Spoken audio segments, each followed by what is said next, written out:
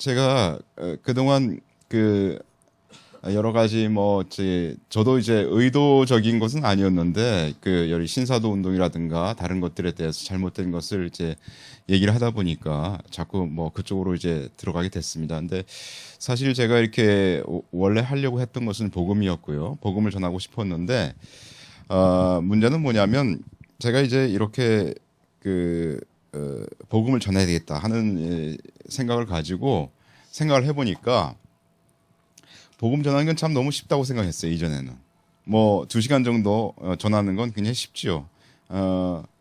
그런데 복음을 좀 자세히 전해야 되겠다 이렇게 생각하고 살펴보니까 제가 복음을 많이 아는 게 없더라고요.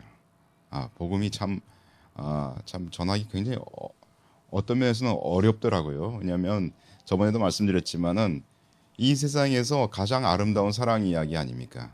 이 세상에서 그것보다 더 아름다운 사랑이 없다는 거예요. 그러니까 그거를 아무리 내가 멋있게 비유를 만들려고 해도 그 사랑보다 지나친 비유를 만들 수가 없는 거예요. 내가 아무리 그걸 가지고 내 생활에서 일어난 많은 것들로 그거를 설명하려고 해도 그 설명이 안 되는 거예요. 그런 점에서 너무 어렵다는 것을 알게 됐어요. 그래서 참 이거 사실 복음으로만 우리가 100시간이고 1000시간이고 얘기할 수 있는 자가 되어야 될 텐데 하여튼 그래서 이 복음 시리즈를 지금부터 시작을 하려고 합니다. 그래서 제가 볼 때는 일단은 한 100시간 정도 잡고서 복음에 대해서 우리가 같이 한번 상고하는 그런 시간들을 가졌으면 좋겠다 그런 생각입니다. 제가 오늘 하려는 건 처음에는 인트로덕션을 좀 할 겁니다. 뭐냐면 앞으로 제가 복음을 전하는 주제들에 대해서 일단 나열을 하고 그리고 그 주제들 가운데서 맨 처음 것이 여기 나와 있는 것처럼 내가 죄인인가 하는 이 부분입니다. 그래서 이 부분을 우리가 같이 잠깐 보고 상고하는 시간을 가지겠습니다. 복음 그러면 가장 잘 요약되어 있는 부분이 저는 여기 고린도전서 15장이라고 생각합니다. 형제들아 내가 너희에게 전한 복음을 너희로 알게 하노니 이는 너희가 받은 것이요 또 그 가운데 선 것이라. 너희가 만일 나의 전한 그 말을 굳게 지키고 헛되이 믿지 아니하였으면 이로 말미암아 구원을 얻으리라. 내가 받은 것을 먼저 너에게 전하였노니 이는 성경대로 그리스도께서 우리 죄를 위하여 죽으시고 장사 지낸 바 되었다가 성경대로 사흘 만에 다시 살아나사. 그래서 특별히 이 3절 4절에 제가 여기 빨갛게 돼 있는 이 부분들이 복음이라고 얘기하는 그런 부분들이죠. 이 두 구절을 묵상하면서 도출되는 결론들을 우리가 같이 긴 시간에 걸쳐서 상고하기를 원합니다. 다시 그 3절 4절 부분을 보면요. 성경대로 그리스도께서 우리 죄를 위하여 죽으셨다 이렇게 되어 있습니다. 특별히 그 부분에서 우리 죄라는 부분을 우리가 같이 살펴보기를 원하는데요. 우리 죄를 위해서 죽으셨기 때문에 그 말은 뭐냐면 우리 죄를 위하여 그리스도께서 죽으셨다고 했는데 내가 죄인인 것을 알지 못하면 그것이 나에게 어떻게 기쁜 소식이 되겠습니까? 이런 얘기입니다. 그죠? 우리 3절 4절 말씀에서 특별히 우리 죄를 이렇게 위해서 죽었다는 말씀을 보게 될 때 참으로 나는 죄인이란 말인가 이 질문을 하지 않을 수가 없어요. 제가 맨 처음에 성경을 읽을 때 예수님이 저한테 죄인이라고 했을 때 깜짝 놀랐습니다. 전 정말 너무 무식했어요. 내가 죄인인지도 몰랐어요. 난 훌륭한 사람인 줄 알았습니다. 예수님이 나한테 왜 죄인이라고 그럴까? 아무 사람도 저에게 죄인이라고 한 적이 없었거든요. 우리 부모님은 물론 속 썩으셨겠지만 그래 우리 착한 아들 이렇게 얘기하셨고 우리 선생님은 저한테 야 그래 공부 잘하니 참 다행이다 이렇게 얘기하셨고 저는 친구들 관계도 저는 좋다고 생각을 했어요. 그래서 제가 죄인인 줄 몰랐습니다. 그런데 예수님께서 저에게 너 죄인이거든 이렇게 얘기하실 때 저는 너무 받기 힘들었어요. 그래서 6개월 동안 싸우다가 제가 죄인인 것을 인정할 만큼 굉장히 저는 자아가 센 사람이었고 참 죄인이었어요. 그래서 오늘 우리가 중점적으로 얘기할 부분들은 물론 제가 생각해 볼 때 오늘 공부를 같이 하겠지만은 굉장히 피상적으로 제가 얘기한 것이라고 느낌을 아직도 받고 있어요. 그래서 이 죄인이란 부분들에 대해서 오늘 하루만 얘기할 게 아니라 다음번에도 또 같이 상고를 하는 그런 시간을 가질 겁니다. 그 다음에 이제 두 번째로 우리가 상고할 주제는 뭐냐면, 여기 성경대로 그리스도께서 우리 죄를 위하여 죽으셨다. 그래서 죄하고 죽으셨다를 이렇게 끄집어내서, 여기서 우리가 볼 수 있는 건 뭐냐면, 예수님께서 우리 죄를 위하여 죽으셨다는 것은 곧 죄에 대해서 심판이 있음을 말하고 있는 겁니다. 그죠? 예수님께서 우리 죄를 대신해서 십자가에 달리셔서 죽으셨으니까 죄를 짊어진 사람은 죽어야 된다는 거 아닙니까? 그러니까 죄 있는 자는 죽어야 된다는 것을 말씀하고 있습니다. 그래서 죄에 대해서는 반드시 하나님께서 심판하신다라는 것을 우리가 이 사실에서 끄집어낼 수가 있습니다. 그래서 우리가 이 아주 성경대로 그리스도께서 우리 죄에 죽으시고 장사 지낸 바 되었다가 성경대로 사흘 만에 다시 살아났다 하는 이 간단한 문장이지만 이 문장에서 우리가 두 번째로 이 사실을 끄집어낼 수 있다라고 우리가 얘기할 수 있고요. 그래서 두 번째 우리가 다룰 주제는 죄인은 심판받는다는 주제입니다. 이건 아마 몇 주 후에 또는 몇 달 후에 우리가 다룰 주제가 되겠죠. 그다음 세 번째는 뭐냐면 성경대로 그리스도께서 우리 죄를 위하여 죽으셨다. 죽으셨다는 말을 우리가 중점적으로 또 상고를 해보면 이 말은 뭐를 얘기하느냐 하면 죄를 위해서 죽으시기까지 하셨다는 것은 무엇을 얘기하느냐? 곧 하나님께서 거룩하시기 때문에 죄와 함께 하실 수 없는 것을 말합니다. 하나님은 죄가 있는 것에 대해서는 반드시 죽여야 되는 그런 분이시다. 그 말은 상대적으로 얘기하면 하나님은 온전히 거룩하신 분이시기 때문에 우리 죄를 참아 보실 수가 없는 분이신 것을 알 수가 있는 것이죠. 그래서 하나님은 거룩하시다 하는 것을 우리가 주제로 언제 한번 다룰 겁니다.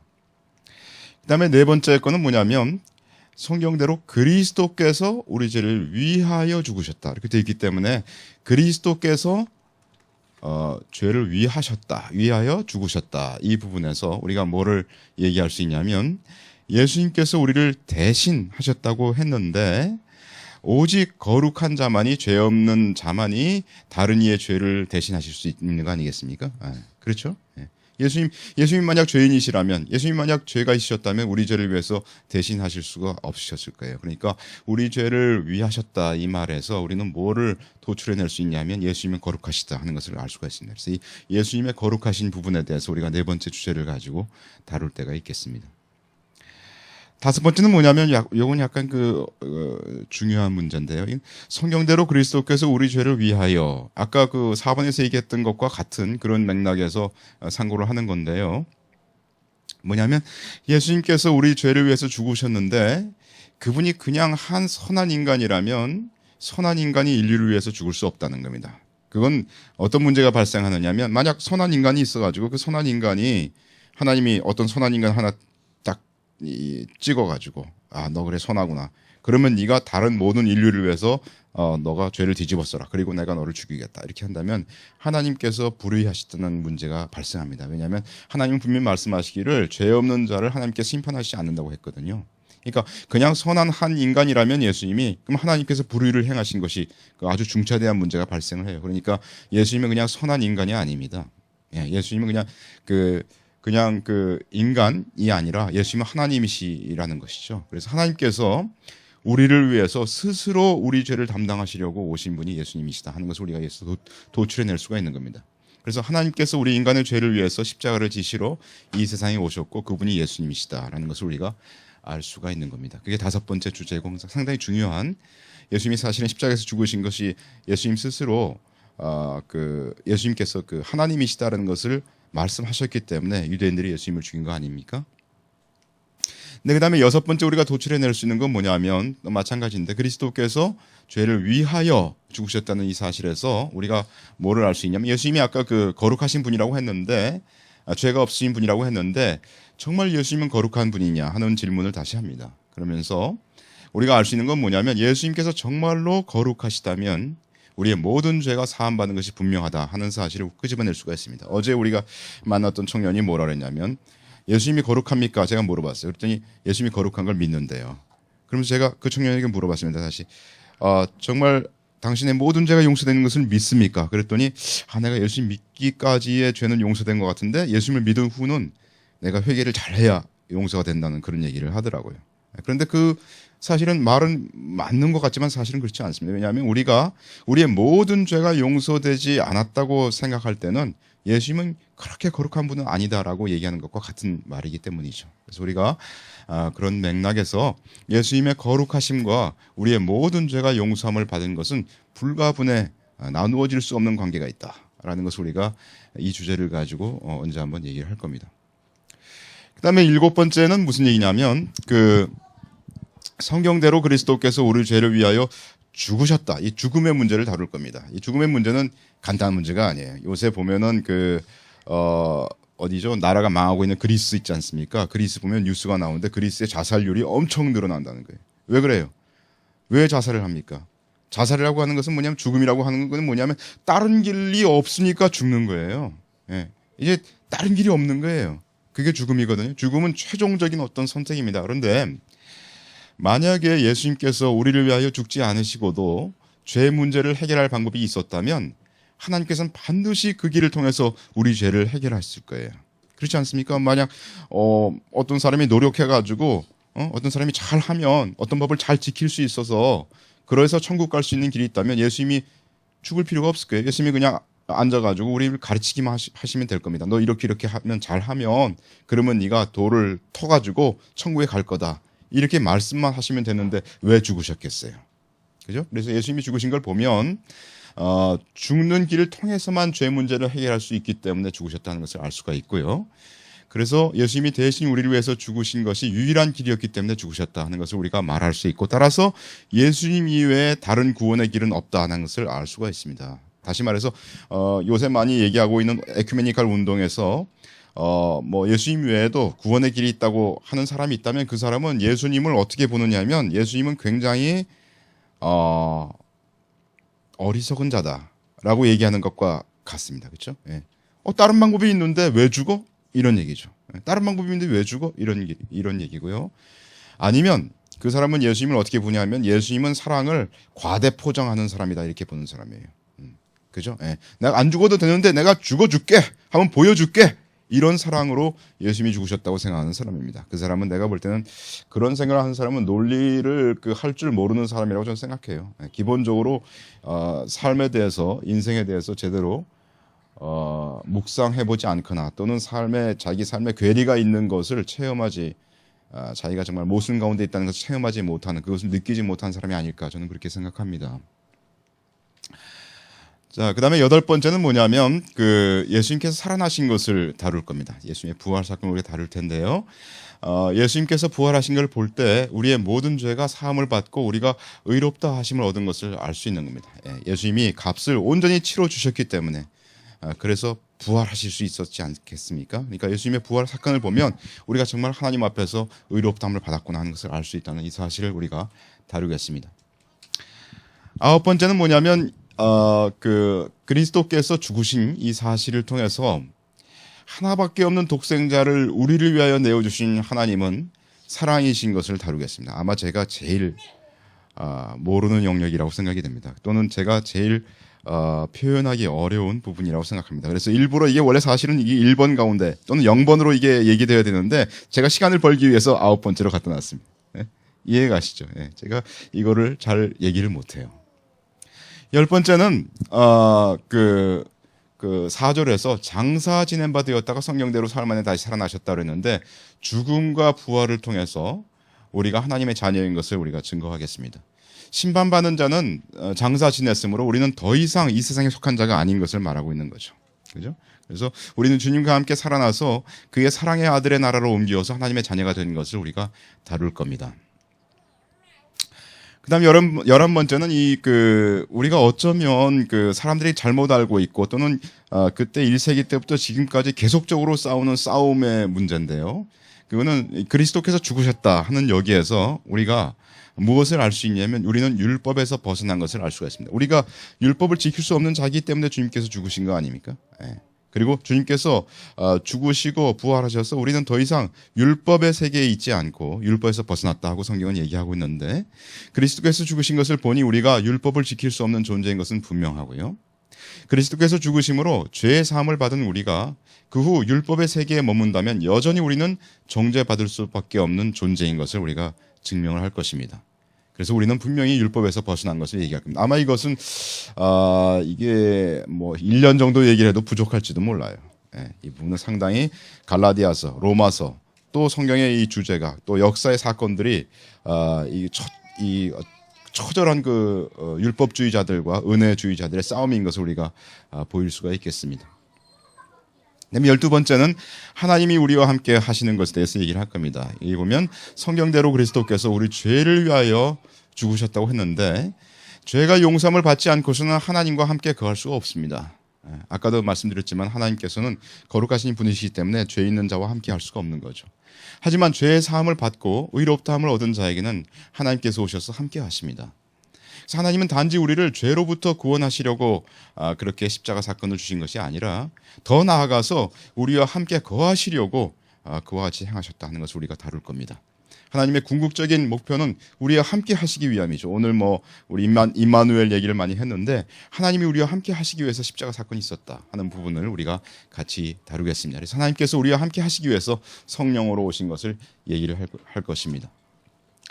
13번째는 뭐냐면 이제 그리스도께서 우리 죄를 위해서 죽으셨다 하는 부분에서 우리가 뭘 알 수 있냐면 하나님께서 자신의 생명을 우리를 위해서 주셨다면 그 하나님께서는 우리가 어떤 삶을 살아내기를 바라시는가 이런 부분에 대해서 우리가 다룰 겁니다. 예를 들어서 우리가 부모로서 자녀를 낳아서 열심히 자녀들은 알지 못하지만 자녀들은 우리한테 땡깡도 부리고 별짓을 다 하죠. 근데 우리 부모들은 물어보면 뭐라 그래? 한 40대 50대 된 사람한테 물어보면 왜 사냐 물어보면 자식 새끼 때문에 살지 그러지 않습니까? 그게 농담인지 아닌지 모르겠지만 그러죠?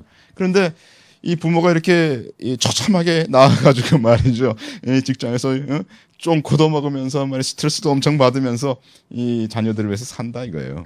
사는데 그런데 그 부모가 바라는 게 뭐겠어요? 자녀가 정말로 훌륭한 사람이 되기를 원치 않겠습니까? 그게 부모의 마음이에요.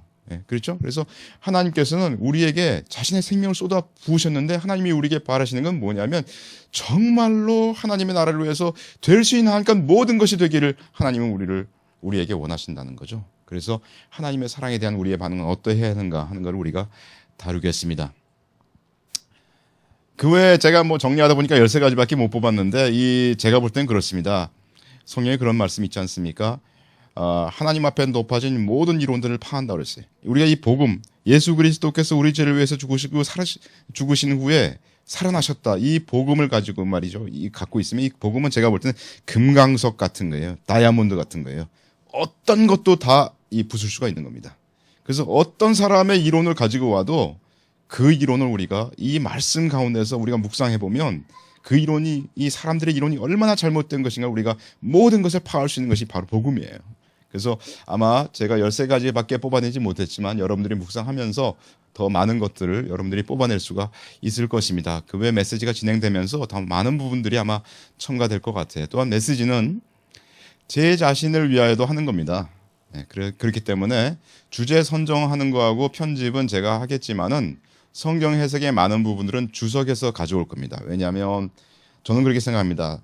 요한계시록이나 예언서에 관련된 것은 이제 시간이 더 많이 갈수록 그 인봉이 뜯어지기 때문에 더 많이 밝히 우리가 알 수 있을 것 같습니다. 그래서 옛날 분들 우리 신앙의 선배들이 해석했던 것들이 예언서들이 많이 틀린 것들이 발견될 거예요. 왜냐하면 그때는 아직 많은 것들을 알지 못했기 때문에 세월이 역사가 많이 흐르지 않았기 때문에 그분들이 잘못 해석한 부분들이 많이 있겠지만 그러나 복음에 관해서는 제가 볼 때는 말세가 갈수록 점점 더 이 잘못된 이론들이 많이 나올 거라고 생각합니다. 그래서 복음은 1세기 때 또 주님께서 계실 때 당시에 있었던 그 복음이 참된 복음이라고 저는 믿고 그렇기 때문에 신앙의 선배들이 정리해 놓은 것들을 저희가 가져와서 정리하는 것이 더 좋다고 생각합니다. 그래서 최근에 나오는 많은 이론들은 저는 거짓이라고 생각합니다. 그렇기 때문에 성경 해석의 많은 부분들은 주석에서 가져와서 전할 것입니다. 특별히 주석이 언급되어 있지 않더라도 대부분은 주석을 쓰신 신학의 선배님들의 해석입니다. 제 해석이 아닙니다. 그래서 제가 특별히 여러분들이 오해할 수 있을 만한 그런 부분들은 제가 이 주석이라고 밝히겠지만 그렇지 않은 많은 부분들도 주석입니다. 제 얘기가 아닙니다. 그래서 첫 번째 이제 주제인 복음, 내가 죄인인가, 내가 과연 죄인인가라는 문제를 오늘 다루려고 합니다. 다시 보죠. 이는 성경대로 그리스도께서 우리 죄를 위하여 죽으시고 장사 지낸 바 되었다가 성경대로 사흘 만에 다시 살아나셨다. 이렇게 되어 있습니다. 마가복음 2장 그의 집에 앉아 잡수실 때 많은 세리와 죄인들이 예수와 그 제자들과 함께 앉았으니 이는 저희가 많이 있어서 예수를 조치밀어라. 바리새인의 서기관들이 예수께서 죄인과 세리들과 함께 잡수시는 것을 보고 그 제자들에게 이르되 어찌하여 예수님은 세리와 죄인들과 함께 먹는가? 예수께서 들으시고 저희에게 이르시되 건강한 자에게는 의사가 쓸데없고 병든 자에게라야 의사가 쓸데있느니라. 내가 곧 예수님이 의인을 부르러 온 것이 아니요 죄인을 부르러 왔노라. 이렇게 예수님이 말씀하셨죠. 그래서 이 세상 사람들을 주님께서는 두 종류의 사람으로 나누신 것을 해서 알 수가 있습니다. 자신을 의인이라고 생각하는 자와 죄인이라고 생각하는 자. 그래서 여러분들 보시면요, 사람을 딱 만나보면 벌써 여러분들이 느낌이 옵니다. 얘는 자기 자신에 대해서 의인이라고 생각하는구나. 얘는 자기 자신에 대해서 죄인이라고 생각하는구나. 그래서 어떤 사람이 그리스도인인가 아닌가를 딱 분별하는 것은 그 두 가지에서 갈라집니다. 그렇지 않습니까? 네. 우리가 예수님을 믿는 사람들은 다 그거를 느낄 거예요.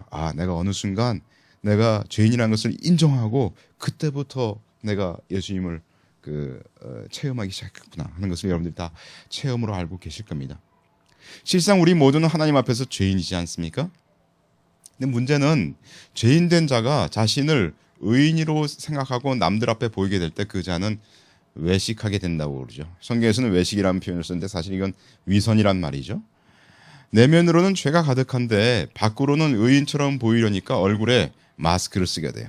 가면을 쓰게 됩니다. 그래서 사실 예수님을 믿지 않는 사람들은 마스크를 썼기 때문에 자기도 모르게 쓸 수도 있고 일부러 쓸 수도 있는 그런 상황이 발생하는데, 그렇기 때문에 그 사람들은 그 상황이 상당히 부자연스럽습니다. 남들과 하고 이렇게 직접적인 대화를 하는 것을 굉장히 어려워해요. 저도 옛날에 그랬었고요. 또 예수님 믿은 후에도 제가 마스크를 많이 썼기 때문에 그런 경우가 많이 있었습니다. 커뮤니케이션 하기를 굉장히 두려워하고 무서워합니다. 그래서 사람들이 일반적으로 술을 먹으면서 하는 거를 이제 하게 되죠. 맨정신에 자기 마스크를 제대로 못 벗습니다. 그래서 저는 술 먹는 사람들은 굉장히 연약한 사람이라고 보고 있습니다. 저도 옛날에 술을 많이 마셨기 때문에 알죠. 또는 자신이 죄인이란 사실도 인지하지 못합니다. 어떤 경우에는요. 위에에서는 바리새인들이 자신을 의인으로 생각했죠. 그런데 이러한 의인은 예수님께 나오지 않습니다. 우리가 복음이 말씀하시는 것처럼 내가 너 죄를 위해서 죽었다. 예수님이 그렇게 말씀하시는데 그거를 받아들이려면 내가 죄인인 거를 알아야 되는데, 인정해야 되는데 그 인정하기가 쉽지 않죠. 나의 자존심이 허락하지 않는 이런 의인들은, 소위 의인들은 예수님께 나오지 않습니다. 마태복음 6장, 그러므로 구제할 때에 외식하는 자가 사람에게 영광을 얻으려고 회당과 거리에 사는 것 같이 너희 앞에 나팔을 불지 말라. 진실로 너희에게 이르노니 저희는 자기 상을 이미 받았느니라. 예수님 말씀인데 받았다라는 이 말은 말이죠, 상업 용어로서 자주 쓰이는데 이 말은 완전히 모든 값을 다 받았다는 얘기입니다. 무슨 얘기냐면, 그러니까 저희는 자기 상을 이미 받았느니라, 이 말은 뭐냐면 하늘에서는 상급 줄 게 하나도 없다는 겁니다. 이 땅에서 다 받았기 때문에. 그런 얘기예요. 아예 하늘에서 상급 받을 생각을 하지 마라, 이런 얘기입니다. 따라서 이 땅에서 사람으로부터 영광을 받은 자는 하나님으로부터 받을 상급이 전혀 없다는 얘기죠. 고린도후서 10장, 옳다 인정함을 받는 자는 자기를 칭찬하는 자가 아니요 오직 주께서 칭찬하시는 자니라, 이렇게 되어 있습니다. 그래서 만약 우리가 이 사람들 앞에서 영광을 받으려고 하는 그런 목적으로 인생을 살다 보면 나중에 하나님 앞에서 칭찬받지를 못한다, 이렇게 성경은 얘기하고 있는 거죠. 마태복음 6장, 또 너희가 기도할 때 외식하는 자와 같이 되지 말라. 저희는 사람에게 보이려고 회당과 큰 거리 어귀에 서서 기도하기를 좋아하느니라. 내가 진실로 너희에게 이르노니 저희는 자기 상을 이미 받았느니라. 아까 주님께서 말씀하시던 후렴구가 같죠. 기도라는 것은 하나님께 자신의 문제를 직접 아뢰는 것으로서 인간으로서는 가장 숭고하고 아름다운 일이라고 볼 수가 있겠습니다. 따라서 이는 구제보다도, 좀 전에는 구제에 대해서 얘기했는데 지금은 기도에 대해서 예수님께서 말씀하시고 있는 거죠. 이는 구제보다도 더 즉각적이고 하나님과의 관계에 호소하는 거다라고 얘기를 할 수 있는데, 그런데 기도에서조차, 기도는 정말 하나님에게 나가야 되는 거 아닙니까? 그런데 기도하는 것조차 사람에게 보이려고 할 수 있다고 예수님께서 경고하신 거예요. 그죠? 그러니까 이 말은 뭐냐면 예수님은 사람의 어떤 행위를 굉장히 적나라하게 말씀하신 거예요, 사실. 그렇지 않습니까? 기도하면, 어떤 사람이 기도하면 말이죠, 여러분들 저 사람 참 하나님께 기도하는구나, 이렇게 보통 우리 생각하지 않습니까? 근데 예수님 그렇게 말씀하지 않았어요. 저 사람 하나님께 기도하는 게 아니고 너희들이 자기 보라고 기도하는 거거든, 이런 말씀이에요, 이게 지금. 예수님 샤프하시죠? 그래서 오늘 우리가 그 다룰 거는 뭐냐면 죄가 뭐 여러 가지에 대해서 우리가 죄에 대해서 얘기할 수 있겠지만 그런 것들은 나중에 시간이 될 때 하고요. 오늘은 특별히 위선, 외식하는 것에 대해서 얘기를 많이 나눌 겁니다. 그래서 세 가지 유형이 있대요. 이건 제 말이 아니고 또 주석의 말씀입니다. 그래서 그 첫 번째는 악하면서도 선을 가장하는 유형이 있대요. 두 번째는 자기 만족에 도취해서 자기와 타인을 속이는 유형이에요. 그러니까 첫 번째하고 두 번째하고 틀린 건 뭐냐면 첫 번째는 자기가 그 악한 걸 어느 정도 아는 거야. 그러면서 일부러 남을 속이기 위해서 다가가는 게 그게 첫 번째 형태입니다. 아시겠죠? 예. 근데 두 번째는 자기에게 너무 만족돼 가지고 자기를 스스로 속이는 거예요. 자기가 진짜 의인인 줄 아는 거야. 예? 자기가 진짜 잘난 체 하는 거지. 이게 두 번째 사람이에요. 세 번째 사람은 더 나아간 거예요. 이게 더 나아가 가지고 하나님과 사람을 위한다 내가 정말로 그렇게 믿으면서 뭔가를 하는 사람이에요. 이게 아주 무서운 종류죠. 이 세 번째 종류가 엄청 이제 말세에 늘어날 거라고 생각합니다. 왜냐하면 예수님이 직접 말씀하시기를 사람들이 너희를 죽일 거다. 근데 죽이면서 생각하기를 이게 하나님을 섬기는 예라고 생각하면서 너희를 죽일 거다 그랬지 않습니까? 요한복음에서. 예, 이런 세 번째 종류가 엄청 늘어날 거를 예수님이 말씀하신 거예요. 그러니까 내가 사람들을 죽이는데 사람들을 죽이는 게 바로 내가 하나님과 사람을 섬기는 거야 이게. 그러면서 죽인다는 거예요. 그러니까 크리스천들이 바로 이런 율법주의자들 때문에 또는 위선자들 때문에 이제 죽어나갈 거라고 예수님이 말씀하신 거죠. 그래서 외식하는 자의 세 가지 유형 중에 첫 번째 악하면서도 선을 가장하는 유형이 있습니다. 아까도 말씀드린 것처럼 이런 사람은 자신이 남을 속이고 있다는 사실을 알고 있는 사람이에요. 알고 있는 사람입니다. 사실은 어쩌면은 굉장히 악한 사람이지만 두 번째, 세 번째보다는 조금 나은 사람이 아직 양심이 약간 남아 있는 사람. 자, 성경에서 예를 찾았어요. 사실 이것도 그 주석에서 예를 보여줬습니다. 마태복음 22장. 이에 바리새인들이 가서 어떻게 하여 예수로 말의 올무에 걸리게 할까 하고 상론하고 자기 제자들을 헤롯 당원들과 함께 예수께 보내어 말하되 선생님이요 우리가 아노니 당신은 참되시고 참으로써 하나님의 도를 가르치시며 아무라도 꺼리는 일이 없으시니 이는 사람을 외모로 보지 아니하심이니이다. 이런 말씀이 있죠. 여러분들 뭐 이 스토리 다 아시죠? 바리새인들과 헤롯 당원들은 종교와 정치 면에서 서로 다른 견해로 잦은 충돌을 일으켰던 그런 그 파들이었어요. 근데 예수님에 관한 문제만은 일찍부터 협력하여 일을 꾸몄습니다. 그러니까 말하자면 적의 적은 친구가 된 거죠. 뭐 그런 건가요? 모르겠어요. 하여튼 뭐 그런 거 비슷한 관계예요. 예수님을 어떻게 해서든지 저 사람을 깎아내려야 되는데 어떻게 해서든지 저 사람을 내가 올무에 걸리게 해야 되는데 이렇게 연구를 하다 보니까 평소에는 싸우던 사람들이 연합해서 예수님께 덤빈 거죠. 연로한 바리새인들은 어린 제자들을 보내어서 선생님이라고 부르면서 접근하도록 하였는데 그것은 자신들의 위선과 체면을 지키고 새로운 얼굴들을 내세워 진실한 구도자의 모습으로 가장하기 위한 것이다. 이해 가십니까? 예, 아주 주석 쓰신 분도 대단히 영적인 통찰력을 가지신 신앙의 선배신 것 같아요. 굉장하신 분이시죠.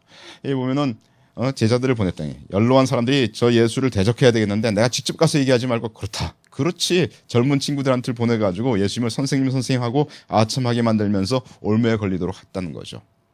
누가복음 20장 이에 저희가 엿보다가 예수를 총독의 치리와 권세 아래 붙이려 하여 정탐들을 보내어 그들로 스스로 의인인 채 하며 그러니까 스스로 의인인 채 했으니까 자기가 의인이 아닌 거를 조금이라도 아는 그런 상태죠.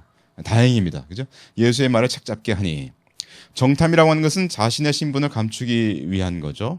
그들은 예수님으로부터 원하는 대답을 끌어내기 위해 온갖 최고의 칭찬을 합니다. 선생님이라고 했고요. 또 당신은 참되시며 했고요. 또 참된 참됨으로써 사람들을 가르친다 그랬습니다. 참으로써 하나님의 도를 가르치시며 아무라도 꺼린 일이 없다. 이렇게 예수님께 아첨을 했죠.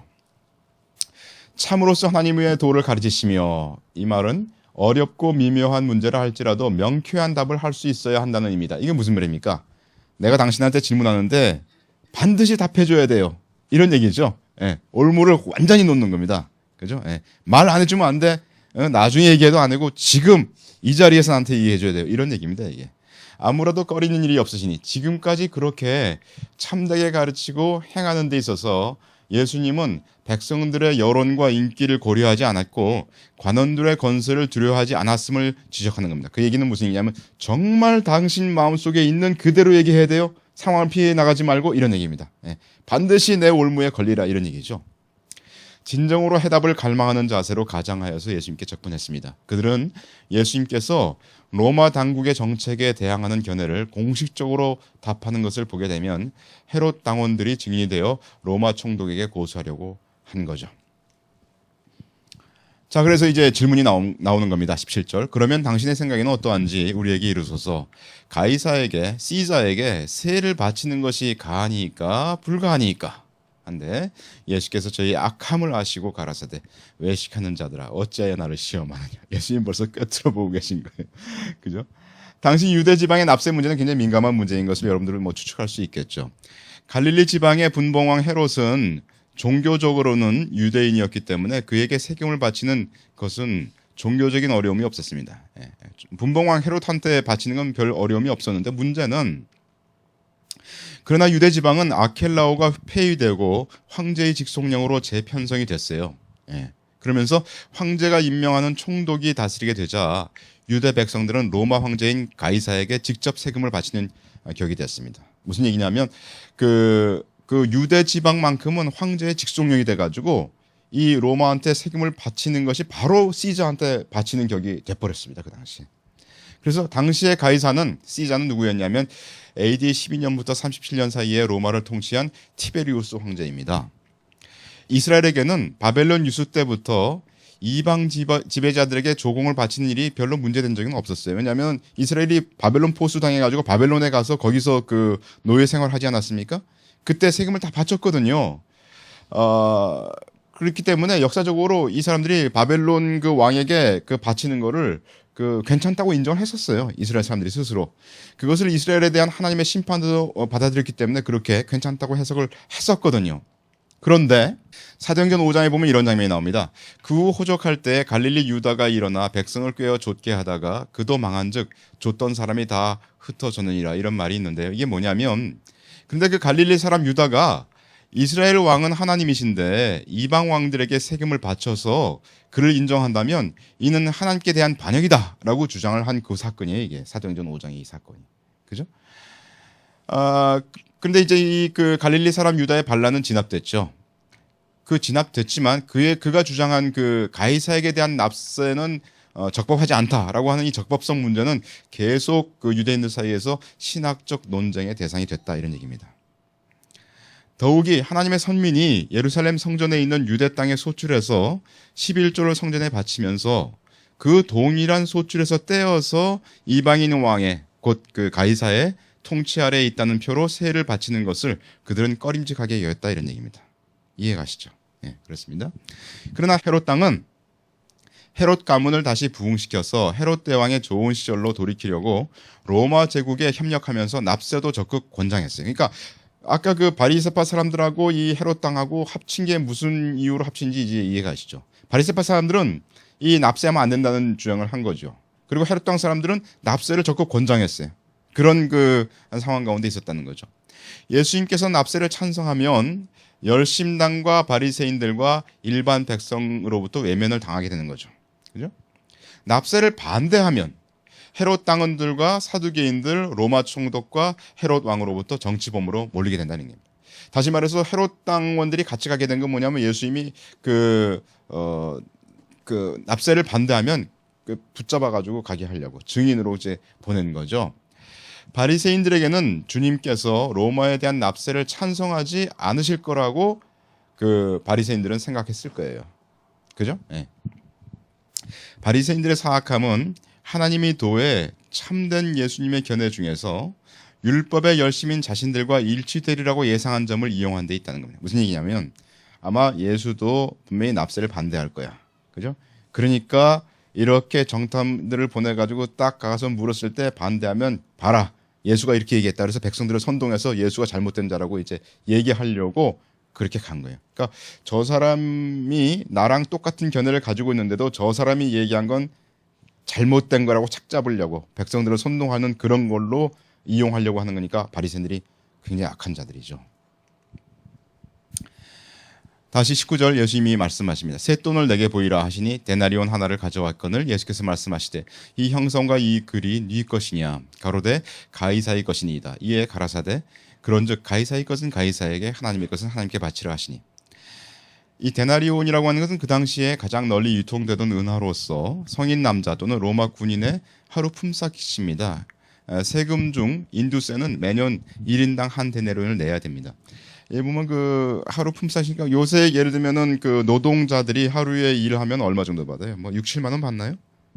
뭐 그 정도라고 생각이 됩니다. 요새 돈으로 따질 것 같으면 그게 한 데나리온이에요. 은화입니다. 데나리온의 주화 한 면에는 신성한 아우구스투스의 아들 티베리우스 가이사라고 되어 있어요. 그렇게 적혀 있고 다른 면에는 지극히 높은 사제라고 써 있고 신들의 평화를 나타내는 홀과 감람나무 가지를 손에 쥐고 신들의 보좌에 앉아 있는 황제의 어머니의 그림이 새겨져 있습니다. 그러니까 완전히 이방적인 그림이 그려져 있는 거죠.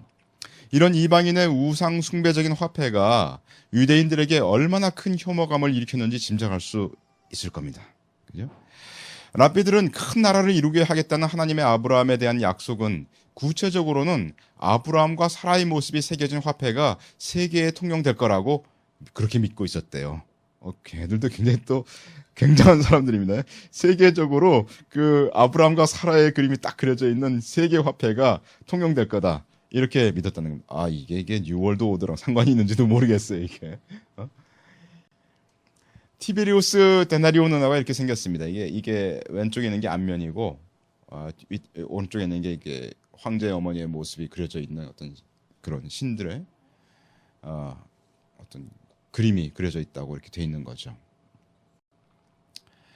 20절 예수께서 말씀하시되 이 형성과 이 글이 네 것이냐 가로되 가이사의 것이니이다. 이에 가라사대 가이사의 것은 가이사에게 하나님의 것은 하나님께 바치라 하시니 예수님은 그들의 입으로 그 주화가 황제의 소유임을 말하게 하셨어요. 물었잖아요. 그냥 단순하게 사람들이 예수님이 딱 물으니까 그냥 즉석에서 대답했어요. 그거 당연한 거 아닙니까? 이 가이사의 것이잖아요. 형성과 글이. 그런데 예수님은 그들의 말을 이용하신 거죠. 한편 랍비들의 가르침에 따르면 화폐 주조의 권리가 한 나라의 통치자에 있음을 규정하고 있습니다. 그리고 그 사실이 통치 권력의 증거가 되어 있었고 거기에 저항하는 것은 불법이었습니다. 이와 마찬가지로 예수께서도 하나님의 뜻으로 로마의 지배 아래에 있다면 로마의 세금을 바칠 뿐만 아니라 그 법을 준수하고 합당한 요구에 응하는 것은 당연한 의무임을 강조하셨습니다. 바리새인들의 생각과 틀린 거죠. 예수님 말씀이. 그죠? 이 첫 대답은 문자적으로는 반민족적일 수도 있었고 또 친로마적인 입장이었는데 그런데 예수님이 그 말씀만 하신 게 아니에요. 그 뒷말씀을 하셨거든요. 뒷말씀과 연결될 때는 참으로 기이하고 심오한 것이 된다라고 그 신앙의 선배님들이 말씀하셨어요. 하나님의 것은 하나님께라고 예수님이 말씀하셨죠. 그들은 하나님의 것은 하나님이 요구하시는 11조, 성전세, 헌물 드릴 것이라고 생각했을 거예요. 그죠? 예수님이 하나님의 것은 하나님의 바치라고 그랬을 때 그들의 머릿속에 퍼뜩 떠오르는 거는 아마 저런 거일 거라고 생각을 우리가 할 수 있는데 그렇다면 이 말씀은 당시에 사람들이 하던 관례대로입니다. 그러나 문제는 주화가 황제의 소유이므로 황제에게 바쳐야 한다면 하나님의 소유에서 제외될 수 있는 것이 무엇입니까? 그렇잖아요. 이 세상에 하나님의 소유에서 제외될 수 있는 것이 있습니까? 없죠. 로마서 1장 창세로부터 그의 보이지 아니하는 것들 곧 그의 영원하신 능력과 신성이 그 만드신 만물에 분명히 보여 알게 되나니 그러므로 저희가 핑계치 못할지니라. 만물에 하나님의 능력이 인각되어 있는데 하나님께서 이 세상에서 받으실 만큼 영광과 존귀를 받으시고 있는가? 예수님 하신 말씀이 이런 거예요. 그 형상과 글이 네 것이냐? 가이사의 것입니다. 그럼 가이사의 것이니까 가이사에게 바쳐라. 그런데 너는 정말 하나님께 헌신했느냐? 이런 말이죠. 넌 정말 너 인생을 하나님께 드리고 있느냐? 이 말씀입니다. 하나님의 율법에 대한 충성심 때문에 가이사에게 세를 바치는 것이 하나님께 합법적인가를 물은 그들이 실은 하나님께 바쳐야 할 자신을 하나님께 전혀 바치지 않고 있었다는 거죠. 예수님이 그 말씀을 지적하신 거예요. 그들의 심령 깊숙이 예수 그리스도께서 접근하신 겁니다. 왜냐하면 여러분들 우리 사람이 우리 보통 영과 혼과 육이 있다고 하는데 물론 어떤 분은 영혼을 구별할 수 없다라고 주장하시는 분들도 있어요. 제가 그 부분에 대해서 언제 한번 시간이 나면 자세히 말씀드릴 수 있어요.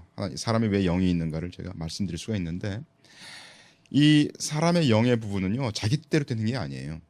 이 영이라고 하는 무슨 부분은 내가 원치 않아도 나를 고자질합니다. 양심이 영의 역할 아닙니까? 그래서 사람이 나는 빵을 훔쳐도 괜찮아 하고 막 지식을 가지고 있다 할지라도 영이 있기 때문에 그렇게 되지 않습니다. 그 영은 나를 반대합니다. 그러면 안 되거든. 그 양심은 나를 반대합니다. 근데 영 깊숙이 우리가 사람에게 그 사람의 영을 터치했다 하는 건 언제냐면요, 죄 문제를 다룰 때 그 사람의 영혼을 터치한 거예요. 왜냐하면 양심의 문제가 죄의 문제가 연결되어 있기 때문이죠. 그 죄의 문제를 여러분들이 터치할 때 그 사람의 영 깊숙이 들어가는 겁니다. 예수님이 여기서 이 사람들의 그를 시험하러 온 사람들의 영을 건드린 거예요. 그죠? 23장 23절 마태복음에서 예수님이 이런 말씀하시죠. 화 있을진저 외식하는 서기관들과 바리새인들이여, 너희가 박하와 회향과 근체의 11조를 드리되 율법에 더 중한 바 의와 인과 신은 버렸도다. 그러나 이것도 행하고 저것도 버리지 말아야 할지니라. 여기 그 실로 그들은 의라고 하는 것은 여기 judgment, 공의를 얘기합니다. 여기는 인자함을 얘기합니다. 인자, 사랑. 그리고 신, 이것은 faith, 믿음을 얘기합니다. 그래서 공의와 인자와 믿음을 그들이 버렸다, 이렇게 얘기하고 있습니다. 복음을 믿는 자는 하나님의 소유가 되기 때문에 이제 교회는 하나님의 것입니다. 교회는 하나님께 받고 하나님께 드리고, 시민 생활은 가이사에게 받고 가이사에게 바치는 질서다. 이건 제 말이 아니고 그 주석하신 분의 말씀인데 저도 뭐 잘 이해는 가지 않는데 그렇게 말씀하셨어요. 가이사가 자기의 것만을 요구할 때는 그에게 시민으로서 복종하는 것이다. 이건 뭐 로마서에 있는 말씀이죠. 그러나 교회는 가이사가 하나님의 것까지 요구할 때는 육체를 줄지언정 하나님께 속한 영광을 가이사에게 바치진 않았다. 이거 신앙의 말씀. 정말 감격이죠. 이렇게 말씀하셨어요. 예, 그렇죠. 예, 그 가이사가 하나님의 것까지 요구할 때 신앙의 선배들은 목숨을 줄지언정 거기에 굴복하지 않았다, 이런 얘기죠. 주님을 시험하여 올무에 빠지게 하고 송사를 하려고 온 자들은 오히려 자신들의 죄가 드러난 그런 사건이 되었습니다. 자, 이게 첫 번째 악하면서도 선을 가장하는 유형의 첫 번째 첫 번째 그 성경 사건입니다. 근데 이제 여러 가지 사건들을 다 찾을 수 있는데 제가 시간이 너무 갈 것 같아가지고 그 유형당 2개씩만 골랐어요. 그럼 여러분들 생각, 이거 오늘 또 죽었구나. 이거 유형이 6개나 나온다. 얘가 6개나 나온다는 얘기인다, 이런 얘기죠. 2 곱하기 3은 6이죠. 그렇습니다. 여기 이제 첫 번째 유형, 악하면서도 선을 가장하는 유형의 두 번째 텍스트입니다. 누가복음 10장 25절. 어떤 율법사가 일어나 예수를 시험하여 가로되 선생님, 내가 무엇을 하여야 영생을 얻으리이까? 예수께서 이르시되 율법에 무엇이라 기록되었으며 내가 어떻게 읽느냐? 대답하여 가로되 내 마음을 다하며 목숨을 다하며 힘을 다하며 뜻을 다하여 주 너희 하나님을 사랑하고 또한 내 이웃을 내 몸과 같이 사랑하라 하였나이다. 예수께서 이르시되 네 대답이 옳도다. 이를 행하라. 그러면 살리라 하시니, 이 사람이 자기를 옳게 보이려고 예수께 여짜오되 그러면 내 이웃이 누구오니까? 여러분들 여기 뉘앙스 이해가시죠? 우리 이런 경우 많지 않습니까? 우리가 뭐 하다가 뭐 이렇게 딸리면은 이렇게 다른 질문을 하지 않습니까? 근데 그 질문하는 이유가 뭐예요? 나 괜찮은 사람인데 이거 보이려고 하는 거예요. 그죠? 참 성경 대단합니다. 25절. 어떤 율법사가 일어나 예수를 시험하여 가로되 선생님, 내가 무엇을 해야 영생을 얻으리이까? 마태복음 요 같은 장면이 마태복음에도 있고 마가복음에도 있어요. 마태복음에 22장 35절 이후에 있고요. 마가복음에는 12장 28절 이후에 있는데 그거를 비교해 보면 율법사는 예수님의 가르침에 감탄한 나머지 진지한 물음의 자세로 질문하고 있는 것을 알 수가 있습니다.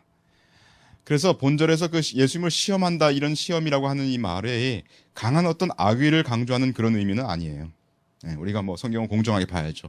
공식적으로 인정받은 종교 지도자가 공식적 직함을 받지 않은 예수님께서 올바른 대답을 줄 수 있는가를 보려고 물어본 것으로 우리가 해석해야 됩니다. 무슨 얘기냐면 이 율법사는 사회적으로 사람들이 질문할 수 있는 지위를 가진 사람이에요. 그래서 사람들이 딱 질문하면 그가 답을 내는 게 정답으로 알려져 있는 라이센스 딴 사람이에요. 말하자면 교수지. 그런데 이 예수님은 뭐냐면 촌부예요. 예수님은 촌부예요. 라이센스 없는 사람입니다. 우리나라에도 보면은 그 라이센스 없는 어떤 침구사 할아버님, 그 할아버님을 막 저 사람 라이센스 없다고 막 죽이려고 했잖아요. 근데 중국은 오히려 중국에 가서는 그분이 자유롭게 침구를 행사한다고 하잖아요. 뭐 저는 그 사건은 잘 모르지만은 제가 볼 때 예수님께서는 라이선스에 대해서 특별한 의미를 부여하지 않습니다. 그렇지 않습니까? 생명 살리는 일인데 지금 라이선스 문제입니까? 만약 내가 암이 걸렸다는데 그분만이 진짜 고칠 수 있다 그러면 난 그분한테 갈 거예요. 그래서 이 사람은 그런 그 예수님이 정말 저분이 그런 대답을 할 수 있는 분인가를 이제 시험한 거다 이렇게 볼 수가 있는 거죠. 구원은 오직 예수 그리스도의 대속의 은혜를 믿는 믿음으로서만 가능합니다. 그러나 율법을 통해 드러내고자 하신 하나님의 신령한 뜻을 깨닫지 못한 채 율법의 자구적인 해석과 적용에만 몰두했던 이 율법사로서는 본절과 같은 질문이 어쩌면 자연스러울 따름이었을 거예요. 그죠? 네, 그렇게 질문할 수밖에 없었을 거예요. 불쌍한 거죠. 누가복음 10장 26절 예수께서 이르시되 율법에 무엇이라 기록되었으면 내가 어떻게 읽느냐. 그러니까 이 사람이 질문한 건 뭐냐면 어떻게 하면 구원을 얻으리까? 그러니까 그 사람이 율법사니까 아까 예수님은 이렇게 도로 질문하는 거 굉장히 잘하신 것 같아. 예? 도로 질문하셨어요. 넌 어떻게 생각하니? 예수님께서는 율법적인 질문에 답하기 위해 율법으로 인도하고 있는데 이는 율법사의 이해의 범주에 맞도록 설명하기 위함이라고 볼 수 있다. 이 말은 무슨 말이냐면 너가 아는 대로 깨우치기 위해서 그 사람의 상태에서부터 깨우침을 받게 하기 위해서 예수님이 물으신 거예요. 당시 율법사들은 모세오경의 핵심 내용을 담은 경문을 손목이나 이마에 붙이고 다녔는데 아마 예수님은 이 경문을 가리키면서 말씀하시거든요. 이건 뭐 실제인지 아닌지 모르죠. 아마 예수님이 손으로 가리키면서 너 거기 뭐 차고 다니니? 예? 그 사람들이 차고 다녔으니까 실제로 그렇게 말씀하셨을 거다라고 추측을 한 거죠. 27절 대답하여 가로되 내 마음을 다하고 목숨을 다하며 힘을 다하며 뜻을 다하여 주 너희 하나님을 사랑하고 또한 내 이웃을 내 몸과 같이 사랑하라 하였나이다. 아마 이걸 경문에 차고 다녔을 겁니다. 여기서의 이웃이란 말은 유대적 어법상 집단적인 의미로 사용됐다고 합니다. 다시 말해서 유대인들은 이 단어를 동족, 같은 종교권에 있는 사람 혹은 같은 유대인을 가리키는 것으로 사용했다는 겁니다. 내 이웃을 사랑해라 했을 때 그들은 이방 전체를 사랑하는 게 아니라 자기 동족을 사랑하는 걸로 이렇게 해석을 하고 있었다는 거죠. 배타적인 바리새파 사람들은 사마리아 사람들이나 이방인들을 이 단어의 범주에서 제외시켰습니다. 이런 의미에서 뒤에 이어지는 선한 사마리아인의 비유는 이웃에 대한 유대교적 관점을 파기하는 의미가 있다. 그렇죠? 우리가 이게 길어가지고 제가 다 하지는 않지만 예수님이 그 다음에 쭉 비유로 말씀하신 게 뭐냐면 선한 사마리아의 비유였어요. 예수님이 왜 사마리아인을 거기다 넣었습니까? 왜냐하면 이 사람들의 이웃에는 사마리아는 절대 없는 겁니다. 그래서 그 사람이 율법을 잘 지키겠다고 하는 그 사람이 그 범주에 그 사람의 그 세계관에 이웃에는 아예 사마리아는 사람이 아닌 거예요. 그 사람이 아닌 사람이 하나님이 사랑하신다는 걸 보여주기 위해서 사마리아인의 비유를 넣은 거예요. 그러니까 이 사람은 완전히 여기서 세계관에 그 사람의 세계관에 예수님이 뚫고 들어온 거죠. 그 사람의 세계관을 그냥 칼로 갈라낸 겁니다, 지금. 그죠? 그 사건이에요. 그러니까 이 사람이 얼마나 힘들었겠습니까? 예? 진리를 받을 때 사람이 힘들죠. 자기가 여태까지 알고 있던 것을 깨우칠 때 힘든 거죠. 예. 28절 예수께서 이르시되 네 대답이 옳도다 이를 행하라 그러면 살리라 하시니 예수님은 그가 묻는 저희와 그의 위선을 아셨다. 그렇기 때문에 예수님의 대답은 인간적인 노력으로 율법의 요구를 온전한 의미에서 충족시키기란 불가능하며 당연히 하나님의 주권적 은혜에 의존할 수밖에 없음을 간접적으로 교훈하신 것이라 할 수 있다. 이거 규석이라 어렵죠. 딱딱한 말인데 쉬운 말로 얘기하면 이런 겁니다. 저는 그렇게 생각해요. 여러분들 사람을 만나본 적 있습니까? 제가 어떤 사람을 만나봤는데 그 사람 앞에 딱 그 사람을 만나면요 제 죄가 드러나요.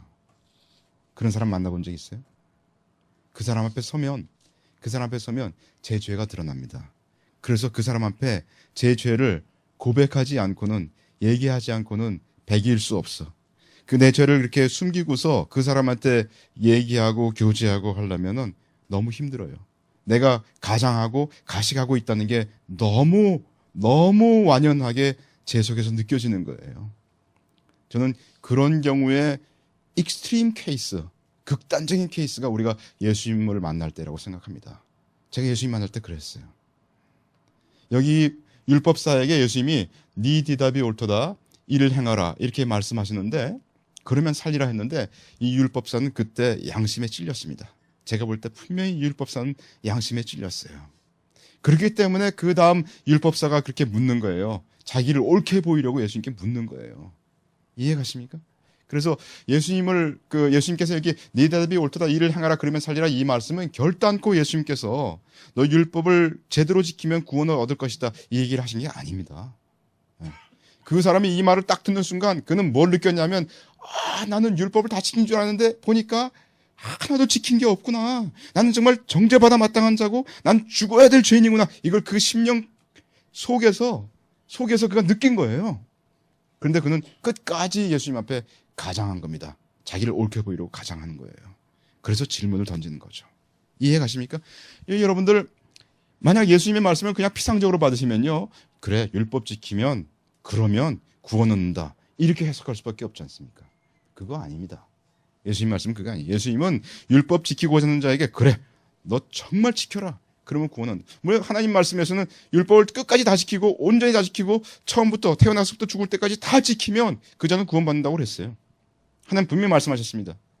그러나 그럴 자가 없기 때문에 문제인 거죠. 예수님이 비진리를 말씀하신 거 아니에요. 예수님 분명히 여기서 진리를 말씀하신 겁니다. 그런데 우리 심령 깊숙이 하나님께서 말씀하신 게 뭐냐면 그런데 너는 못하지 않니? 그런데 너는 저주를 받아야 될 자가 아니니? 그 말씀하신 거예요. 그죠? 하나님께서는 율법 아래 거하려고 하는 자들에게는 율법을 온전히 지키라고 말씀하셨다. 신구약을 통틀어서 이것은 변함이 없습니다. 율법으로 구원받는 것이 아니라 예수님의 십자가에 피 흘리신 대속의 속죄를 통해 구원받는 것인데 왜 예수님께서 그렇게 율법을 다 지켜라 그러면 구원을 얻을 것이라고 영생을 얻을 것이라고 말씀하셨을까요? 그것은 율법 아래 있고자 하는 자들은 자신이 죄인 된 것을 먼저 알아야 되기 때문에 예수님께서 그렇게 말씀하신 겁니다. 참으로 자신의 힘으로 율법을 지킬 수 없는 죄인임을 알기 전에는 십자가가 그에게는 의미가 없어요. 여러분들 그 애들 키워보면 압니다. 애들 키워보면요, 우리가 어릴 때 이렇게 뭐 맛있는 거 사주고 뭐 토이 사주고 그러지 않습니까? 좋지요. 자기 잘난 줄 알아요. 저도 그렇게 컸습니다.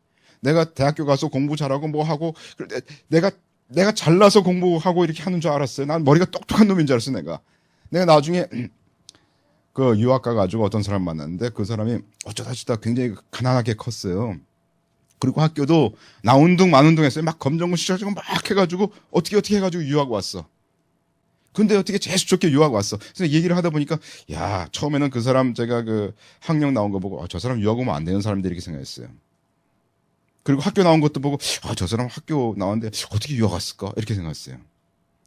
근데 나중에 해보니까 저보다 훨씬 더 똑똑한 사람이었어요. 저보다 훨씬 더 지혜로운 사람이었어요. 그러니까 제가 그때 깨달은 게 있습니다. 나이가 30살 가게 되고 깨달은 게 뭐냐면 나는 부모를 잘 만나갖고 이렇게 컸구나. 그걸 그때 깨달았어요. 철 들은 거죠. 인생은 철 들어가는 겁니다. 철 들어가는 거예요. 그 철 들면 사람이 겸손해집니다. 인생은 점점 더 겸손해지는 과정이에요. 점점 더 겸손해집니다. 그것은 정말로 이 율법을 지킬 수 없는 죄인임을 알기 전에는 주님이 그에게 의미가 없다는 겁니다. 이것에 대해서 자세한 것은 동영상 안식일의 진정한 의미에서 제가 말씀드렸기 때문에 거기를 한번 살펴보시면 되겠습니다.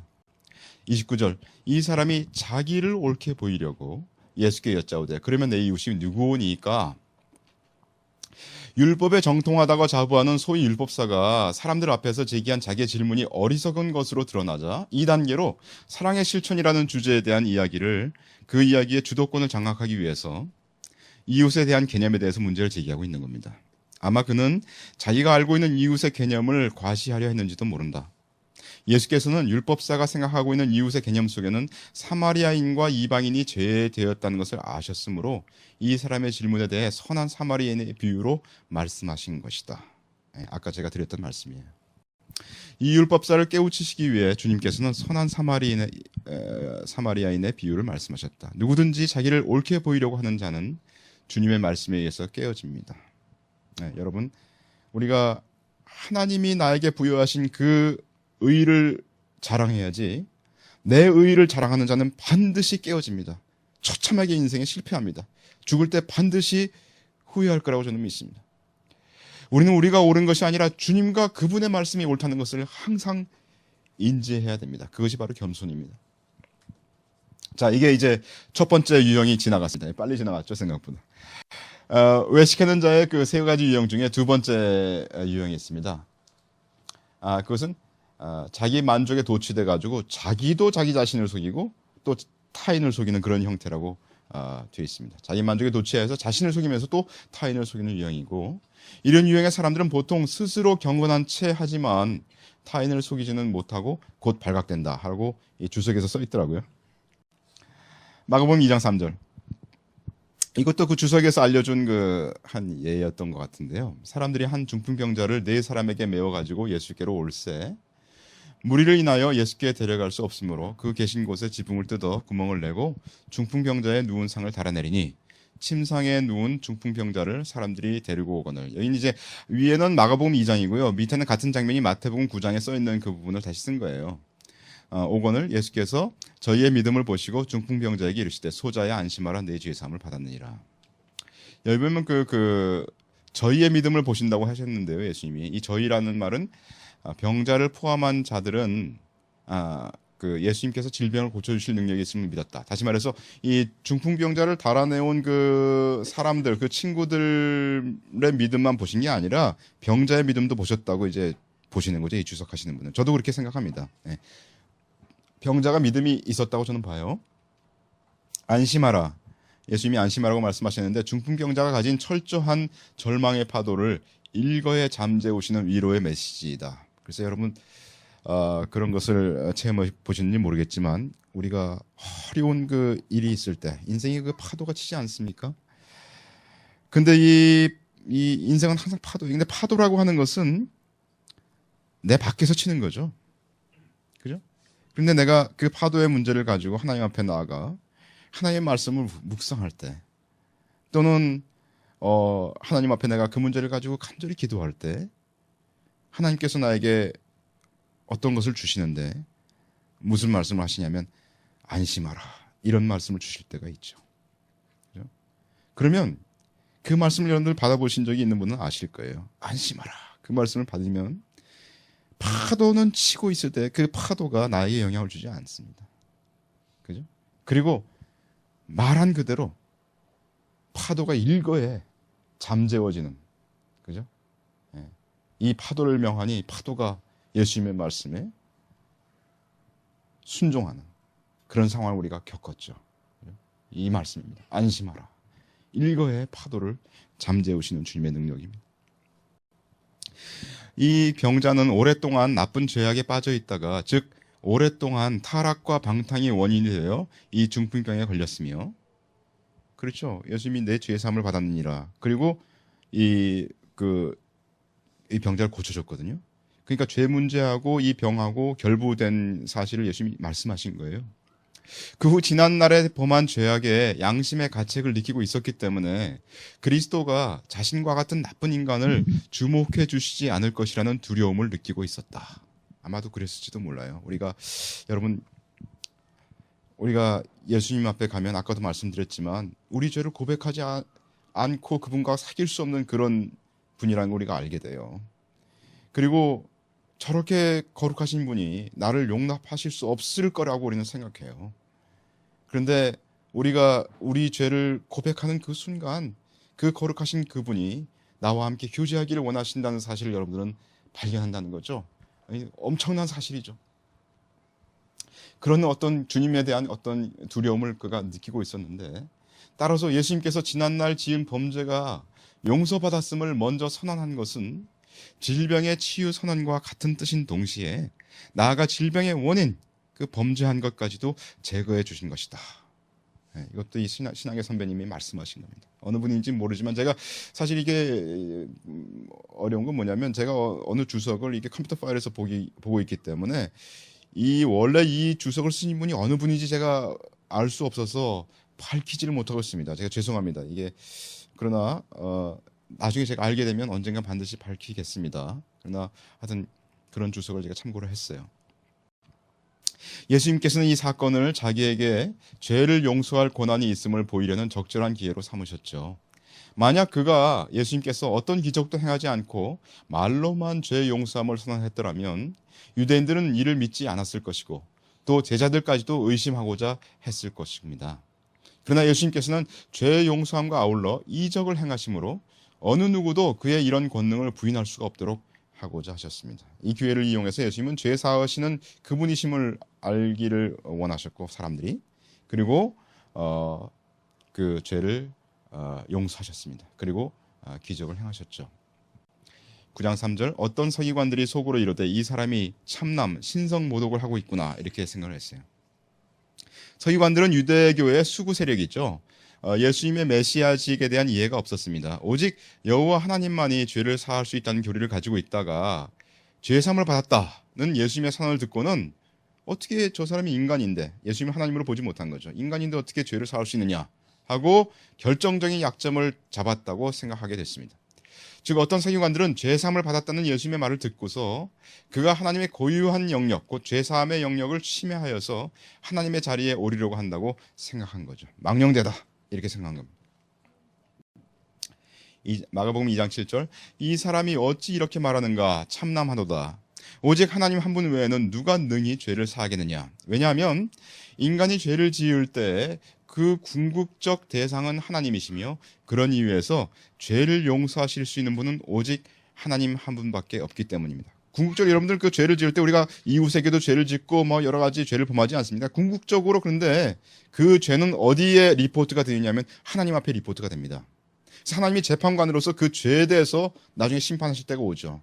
그래서 죄는 궁극적으로는 사실은 하나님 앞에 죄를 짓는 거예요. 그런데 그래서 죄를 용서하실 수 있는 분은 오직 재판장이신 하나님이시다라는 것을 성경은 얘기를 하고 있는 거죠. 시편 51편 4절 다윗이 범죄하고 나서 지은 얘기했던 시편이죠. 내가 주께만 범죄하여 주의 목전에 악을 행하였사오니 주께서 말씀하실 때 의로우시다 하고 판단하실 때 순전하시다 하리이다. 이 보면 Against thee only have I sinned. 그래서 당신께만 곧 주님께만 내가 범죄했다 이렇게 다윗이 얘기하고 있습니다. 다윗이 바로 그 사실을 알았어요. 물론 다윗이 사람들에게 범죄했죠. 그러나 그것이 하나님 목전 앞에 이 죄를 범한 것을 다윗이 얘기를 하고 있습니다. 율법에서는 참남죄를 범한 자는 예외 없이 돌로 쳐 죽이도록 되어 있습니다. 따라서 율법에 능통한 서기관들의 입장에서 갈릴리 목수 출신에 불과한 예수의 사죄 선포는 분명 신성모독이 아닐 수 없었죠. 사실 그들이 생각한 대로 만약 예수님께서 하나님의 아들이 아니라 단지 인간 예수에 불과했다면 그들의 주장하는 바가 옳았을 것입니다. 그렇죠? 네. 실로 그들은 영적으로 어두움에 거하던 자들로서 진리의 빛을 깨닫지 못하는 불행에 처하고 말았죠. 마태복음 9장 4절 예수께서 그 생각을 아시고 가라사대 너희가 어찌하여 마음에 악한 생각을 하느냐. 마가복음 2장 8절에 같은 장면 보시면 저희가 속으로 이렇게 의논하는 줄을 예수께서 곧 중심에 아시고 이르시되 어찌하여 이것을 마음에 의논하느냐. 그래서 인간의 생각을 알고 꿰뚫어 보는 것은 오직 하나님께서만 하실 수 있는 일입니다. 구약에서 예레미야서에서 그런 말씀하셨죠. 만물보다 거짓되고 심히 부패한 것은 마음이라 누가 능히 이를 알리오마는 아무도 알 수 없는데 그러나 나 여호와는 하나님은 심장을 살피며 폐부를 시험하고 각각 그 행위와 그 행실대로 보응한다. 그래서 하나님은 인간의 중심을 그의 하트를 아신다. 이렇게 하나님께서 말씀하셨죠. 또 요한복음 2장에서 예수님에 대해서 성경의 이야기를 예수는 그 몸을 저희에게 의탁지 아니하셨으니 이는 친히 모든 사람을 아심이요 또 친히 사람의 속에 있는 것을 아심으로 사람에 대하여 아무의 증거도 받으실 필요가 없음이니라. 이렇게 되어 있습니다. 예수님은 친히 모든 사람의 속을 꿰뚫어 보신다고 성경은 얘기하고 있지 않습니까? 예수님이 직접 말씀하셨어요. 계시록 2장에서 또 내가 사망으로 그의 자녀를 죽이리니 모든 교회가 나는 사람의 뜻과 마음을 살피는 자인 줄 알지라. 내가 너희 각 사람의 행위대로 갚아주리라.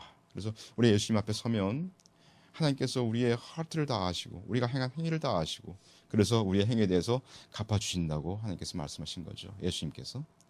그런데 예수님께서는 무사람의 뜻과 마음을 아시는 그 하나님이신 것에 대해서 말씀하시고 있는 겁니다.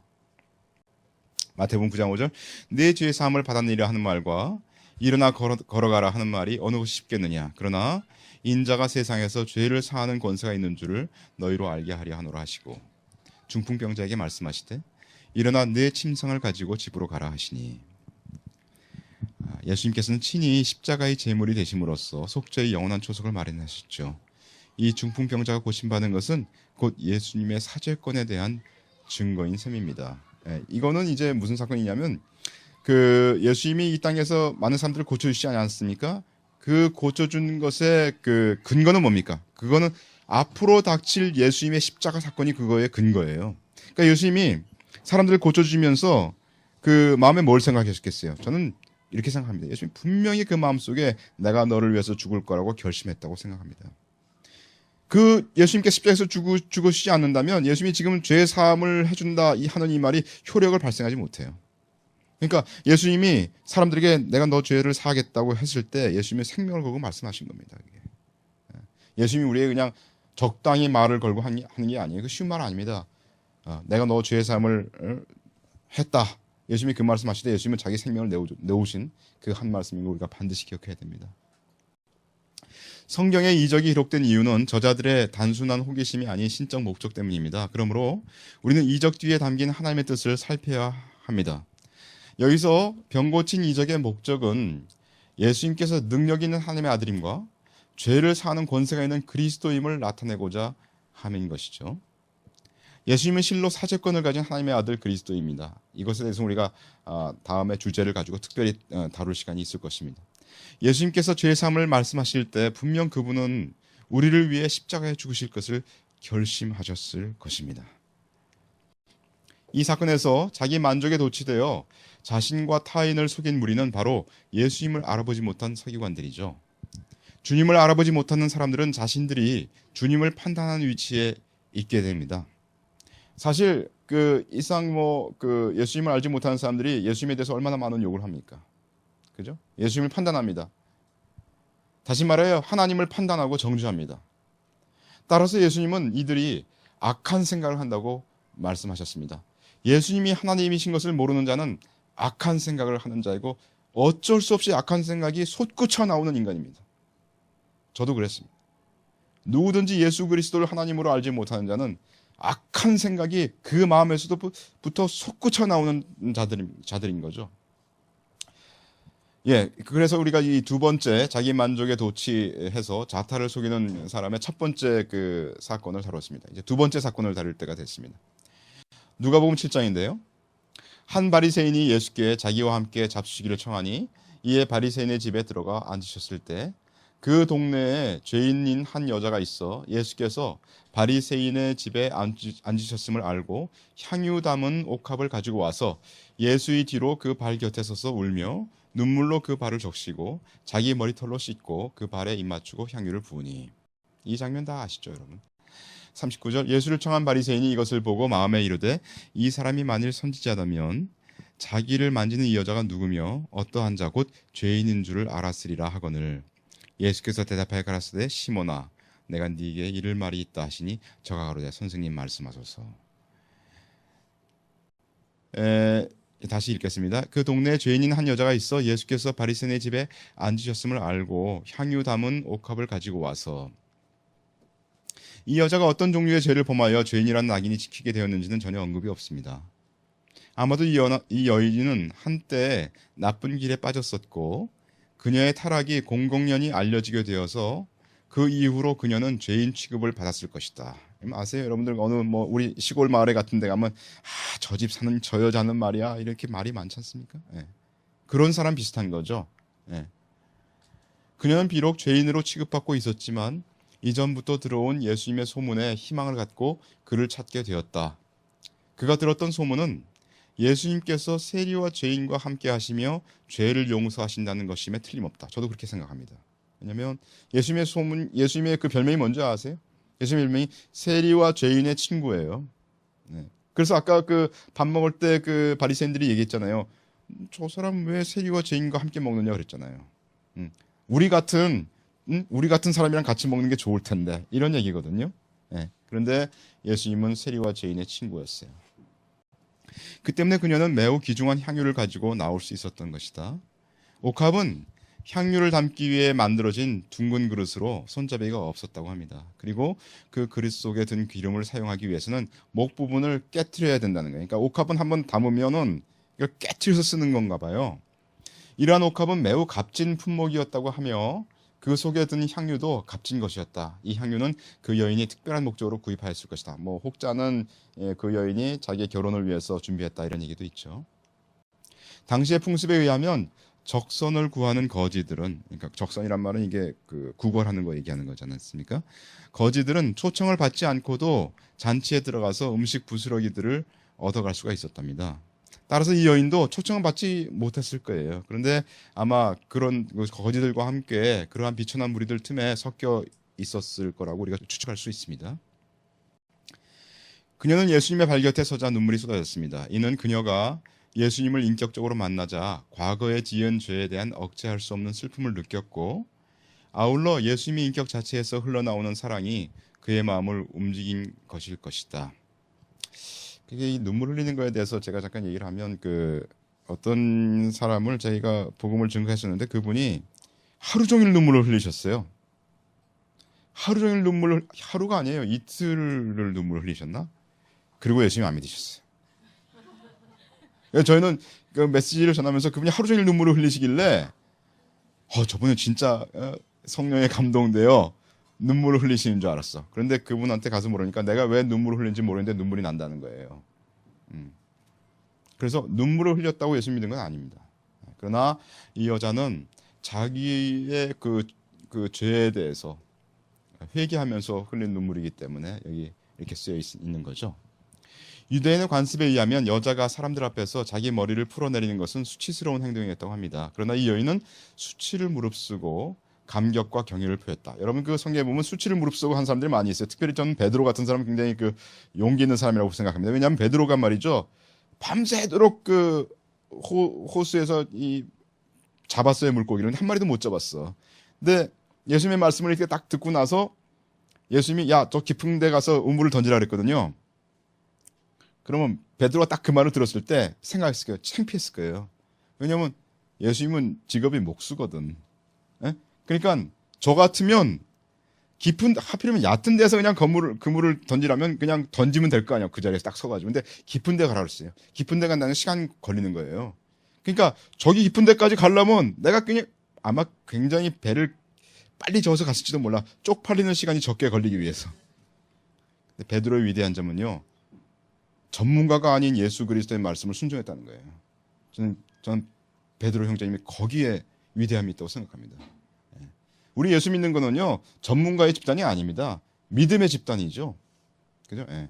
전문으로 이거를 해결하려고 할 때는 우리는 반드시 잘못된다고 생각합니다. 근데 여기 이 여자도 수치를 무릅쓰고 감격과 경의를 표했습니다. 여인의 왕관이라고 할 머리털로서 예수님의 먼지 묻은 발을 닦는 모습에서 그녀의 철저한 겸손을 엿볼 수 있다. 이는 예수를 초대해 놓고서 발 씻을 물조차 제대로 준비해 주지 않은 바리새인의 뻔뻔함과 대조된다. 그 발에 입 맞추고, 이게 카타필레오 이렇게 되어 있는데요. 이 입 맞춘다는 이 동사가 가장 헌신적인 복종과 존경을 표하는 행동이며, 특히 헬라어 원문상 이 그 입 맞춘다는 단어가 말이죠, 시제가 imperfect로 되어 있습니다. 미완료 시제로 되어 있는데, 이 미완료 시제라는 건 뭐냐면 반복적인 행동을 강조하는 표현입니다. 다시 말해서 이 여자가 예수님의 발에 계속해서 입을 맞췄다는 의미예요. 그죠? 향유를 부으니, 이 말은 대체로 존경의 표시로 향유를 부을 때는 머리에 붓는 것이 관례였는데 머리에 붓지 않았죠. 이 여인은 이례적으로 발에 부었어요. 그 말은 뭐냐면 예수님의 발에 접근하는 것조차 무한한 영광으로 생각했다는 겁니다. 이 여자는 나는 예수님 가까이 갈 수 없는 존재입니다, 이런 얘기죠. 그녀가 보여준 것은 바로 눈물의 회개와 벅찬 감격의 봉헌이었다. 한편 우리는 여기서 그리스도인이 지녀야 할 신앙의 행동을 몇 가지 살필 수가 있다. 첫 번째, 복음을 듣고 알아야 된다.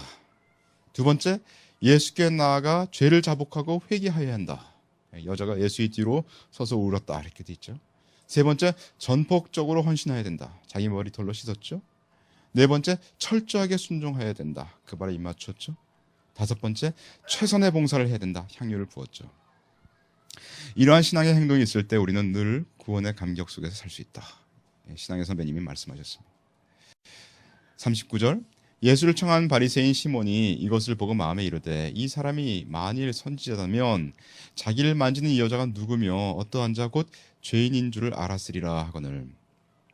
이 사람이 만일 선지자라면 이게 무슨 말입니까? 시몬은 여인이 그 기름을 붓는 행동을 보고서 한편으로는 몹시 기분이 상했고 또 한편으로는 회심의 미소를 흘렸던 것 같다.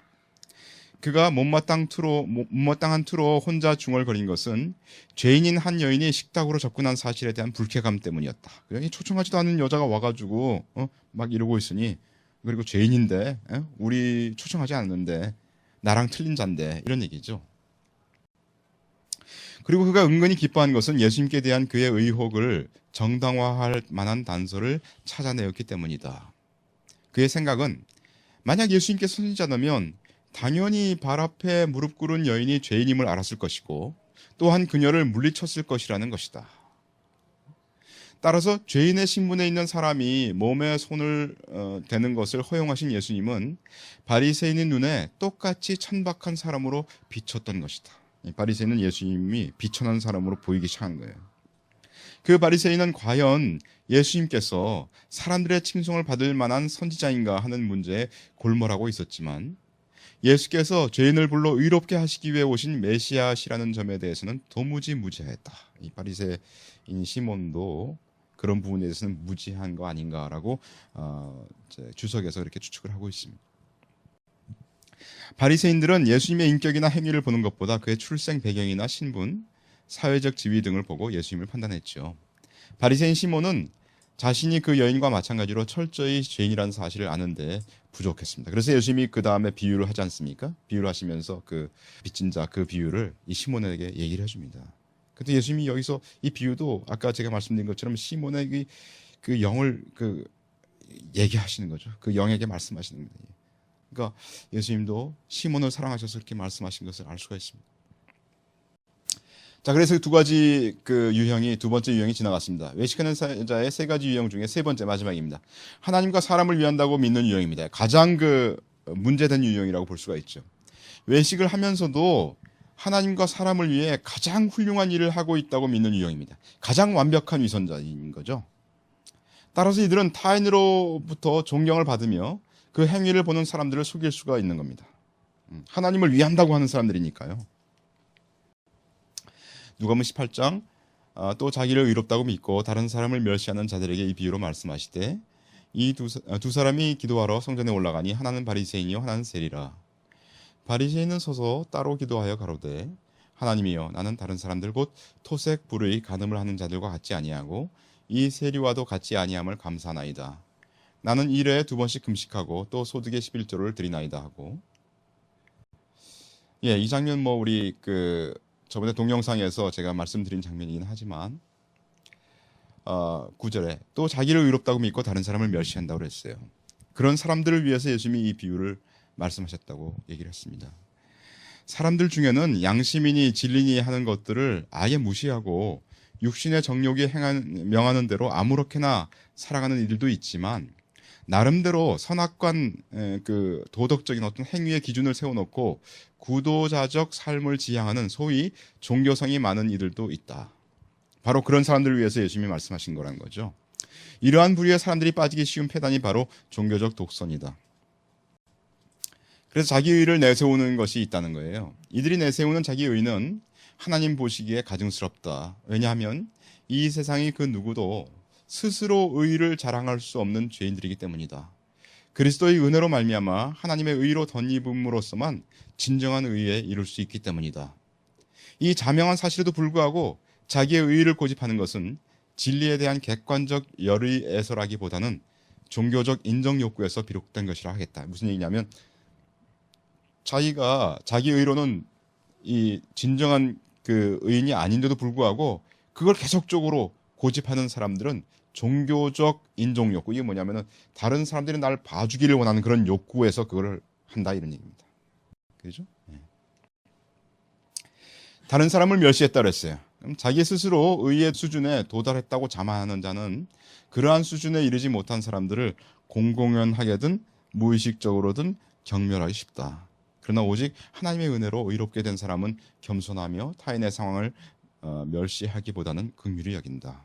그죠? 그래서 여기 제가 이 1, 2, 3번 유형을 말씀드리는 이유는 저에게 이런 유형이 항상 이 유혹이 오고 이런 유형이 항상 제가 있다는 겁니다. 그래서 이런 데서 내가 그리스도를 덧입어서 거기서 탈출해 나오지 않으면, 내가 그리스도를 제대로 섬기지 않고 순종하지 않으면 제가 항상 이 가운데 있는 것을 제 자신을 발견하기 때문이에요. 이게 다른 사람들의 얘기가 되어서는 안 됩니다. 이게 바로 우리 자신들의 얘기가 되어야 된다는 거죠. 10절, 두 사람이 기도하러 성전에 올라가니 하나는 바리새인이요 하나는 세리라. 여기 등장하는 두 사람의 뚜렷이 대조되는 신분은 극적 효과를 더해주죠. 즉 바리새인이 당시 유대교의 종교인을 대표하는 반면 세리는 당시 천시되던 소위 죄인을 대표하기 때문이다. 이러한 극적 대조를 통해서 하나님의 판단이 인간적 판단과 얼마나 판이한가를 분명히 보여주고 있는 것이다. 나중에 이제 우리가 다 보지는 않겠지만 나중에 예수님 뭐라고 말씀하시냐면 바리새인이 아니라, 너희 생각에는 바리새인이 의롭다함을 받을 것 같지만 아니야. 그게 아니고 세리가 하나님 앞에서 차라리 의롭다함을 받고 내려간다. 이렇게 예수님이 말씀하시지 않았습니까? 그러니까 완전한 극적인 대조를 예수님이 여기서 말씀하시는 거예요. 11절, 바리새인은 서서 따로 기도하여 가로되 하나님이여 나는 다른 사람들 곧 토색 불의 간음을 하는 자들과 같지 아니하고 이 세리와도 같지 아니함을 감사하나이다. 따로라는 말이 이게 의미심장한 말씀 맞죠. 따로란 말은 바리새주의의 발단은 이교적인 헬레니즘 문화의 침해에 반대하여서 경건성을 유지하여서 구별된 삶을 형성해 보고자 하는 것이었기 때문에 구별 그 자체가 잘못된 것은 아니죠. 내가 경건하게 살고자 했기 때문에 바리새파가 생겼어요. 근데 그거 자체는 잘못된 게 아닌데, 그러나 본래 그 선한 정신이 스스로만 의롭게 여기는 배타적 독선주의로 탈바꿈한 것이 문제가 된 거죠. 그는 외형적 율법적 죄를 범하지 않는 것에 대해서 감사하며 자랑하는 기도를 드렸다는 겁니다. 이게 심각한 거죠. 여기에는 길이 없습니다.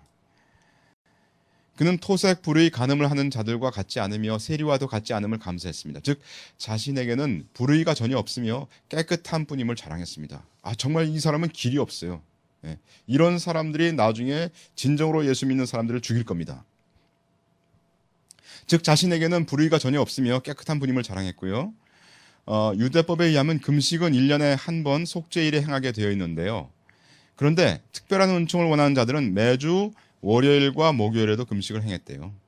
예루살렘에 장이 서는 때 얼굴을 희게 하고 헝클어진 머리에 구김살이 있는 긴 옷을 입고 큰 거리에 나와서 자신들의 경건을 자랑했다고 합니다. 이 자가 바로 그런 자이죠. 이처럼 자신들의 의를 자랑하는 자들은 오히려 의롭지 못한 자들이며 예수님과 무관한 자들이에요. 예수님이 아무리 불러도 오지 않을 자들입니다. 왜냐하면 예수님께서는 죄인을 부르러 오신 것이지 의인을 부르러 오시지 않았기 때문이죠. 더욱이 그는 소득의 11조를 드리는 율법 준수의 자랑까지도 덧붙였습니다. 본절의 바리새인은 11조를 철저히 지킨 것을 내세우며 하나님께 보답을 요구하는 듯한 자세를 드러내고 있다. 이는 11조가 모든 소유의 주인이 하나님이요 자기는 청지기에 불과함을 고백하는 행위임을 알지 못하는 태도이다. 이게 이제 주석의 신약의 선배님이 말씀하신 것이고요. 근데 여기 보면 여러분들, 주님은 여기서 11조를 강조하시지 않으셨을 뿐 아니라 11조를 내는 바리새인이 위선하고 있음을 말씀하셨습니다. 여러분, 예수님이 두 사람을 얘기해서 한 사람은 11조를 내는 바리새인을 얘기했고요. 한 사람은 세리는 아예 11조도 내지 않았을 겁니다. 그죠? 추측하건대. 근데 예수님이 누가 의롭다고 했어요? 11조 내는 자가 의롭다고 했어요? 아닙니다. 제가 아까 말씀드린 것처럼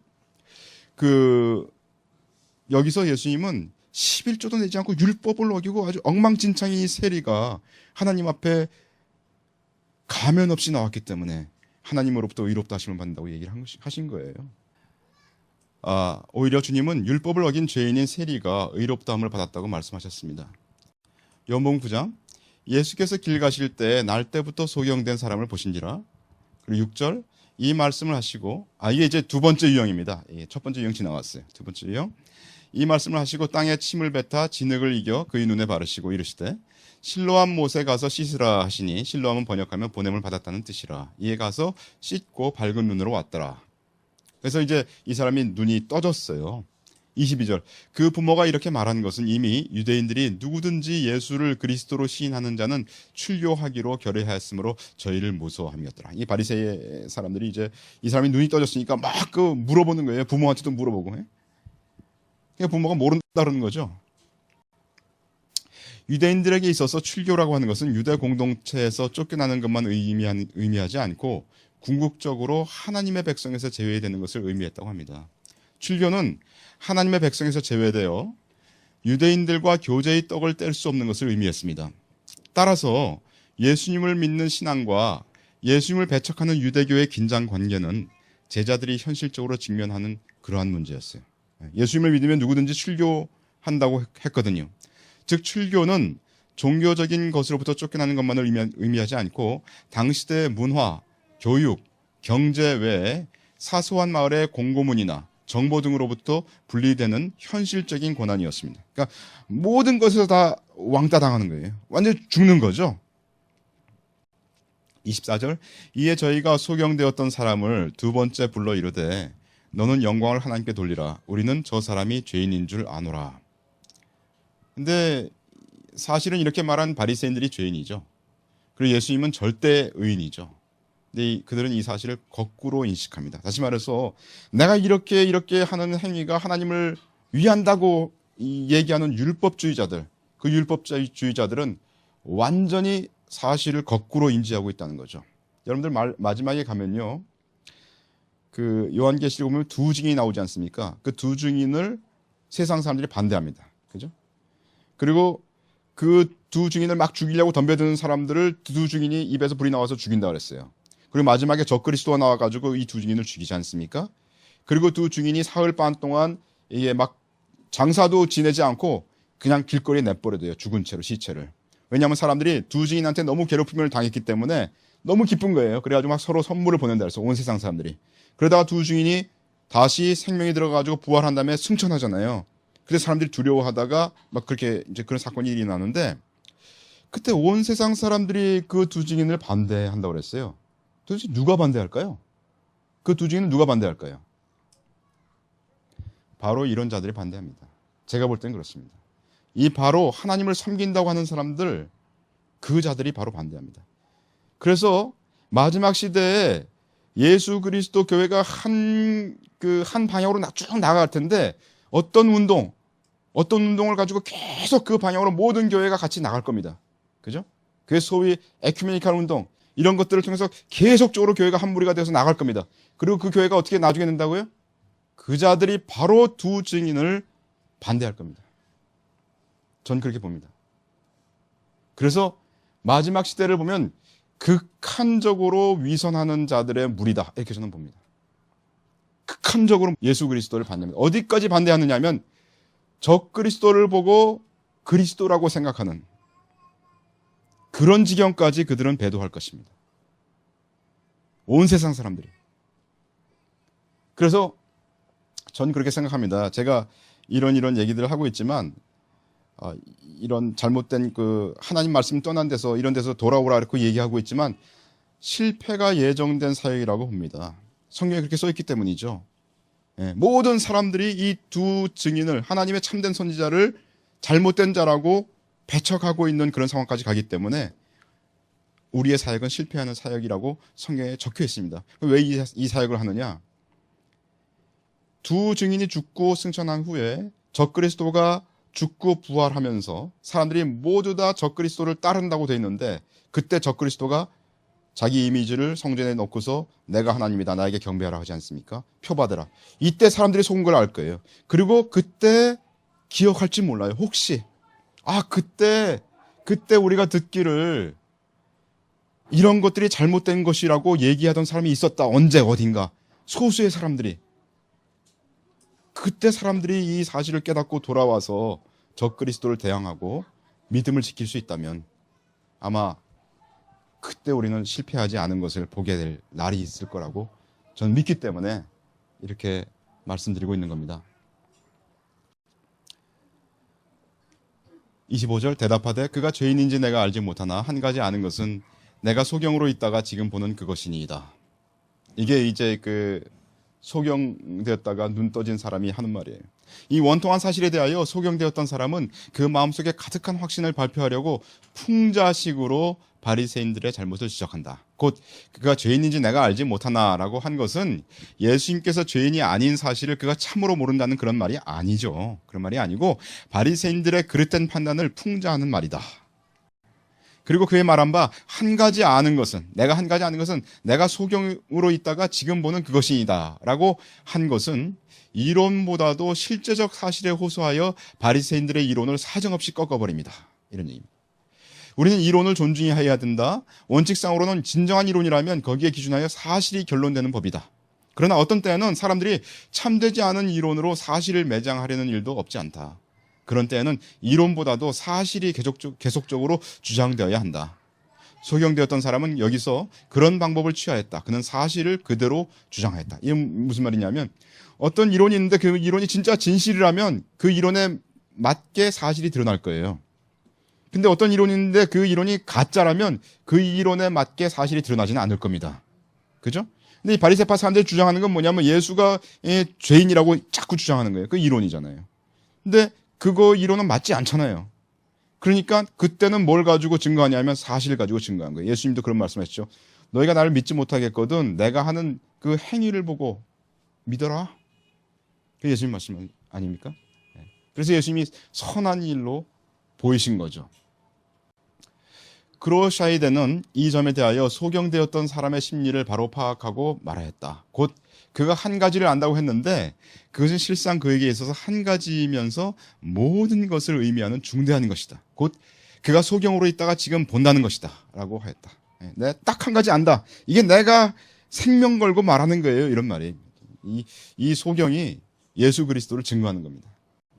34절 저희가 대답하여 가로되 네가 온전히 죄 가운데서 나서 우리를 가르치느냐 하고 이에 쫓아내어 보내니라.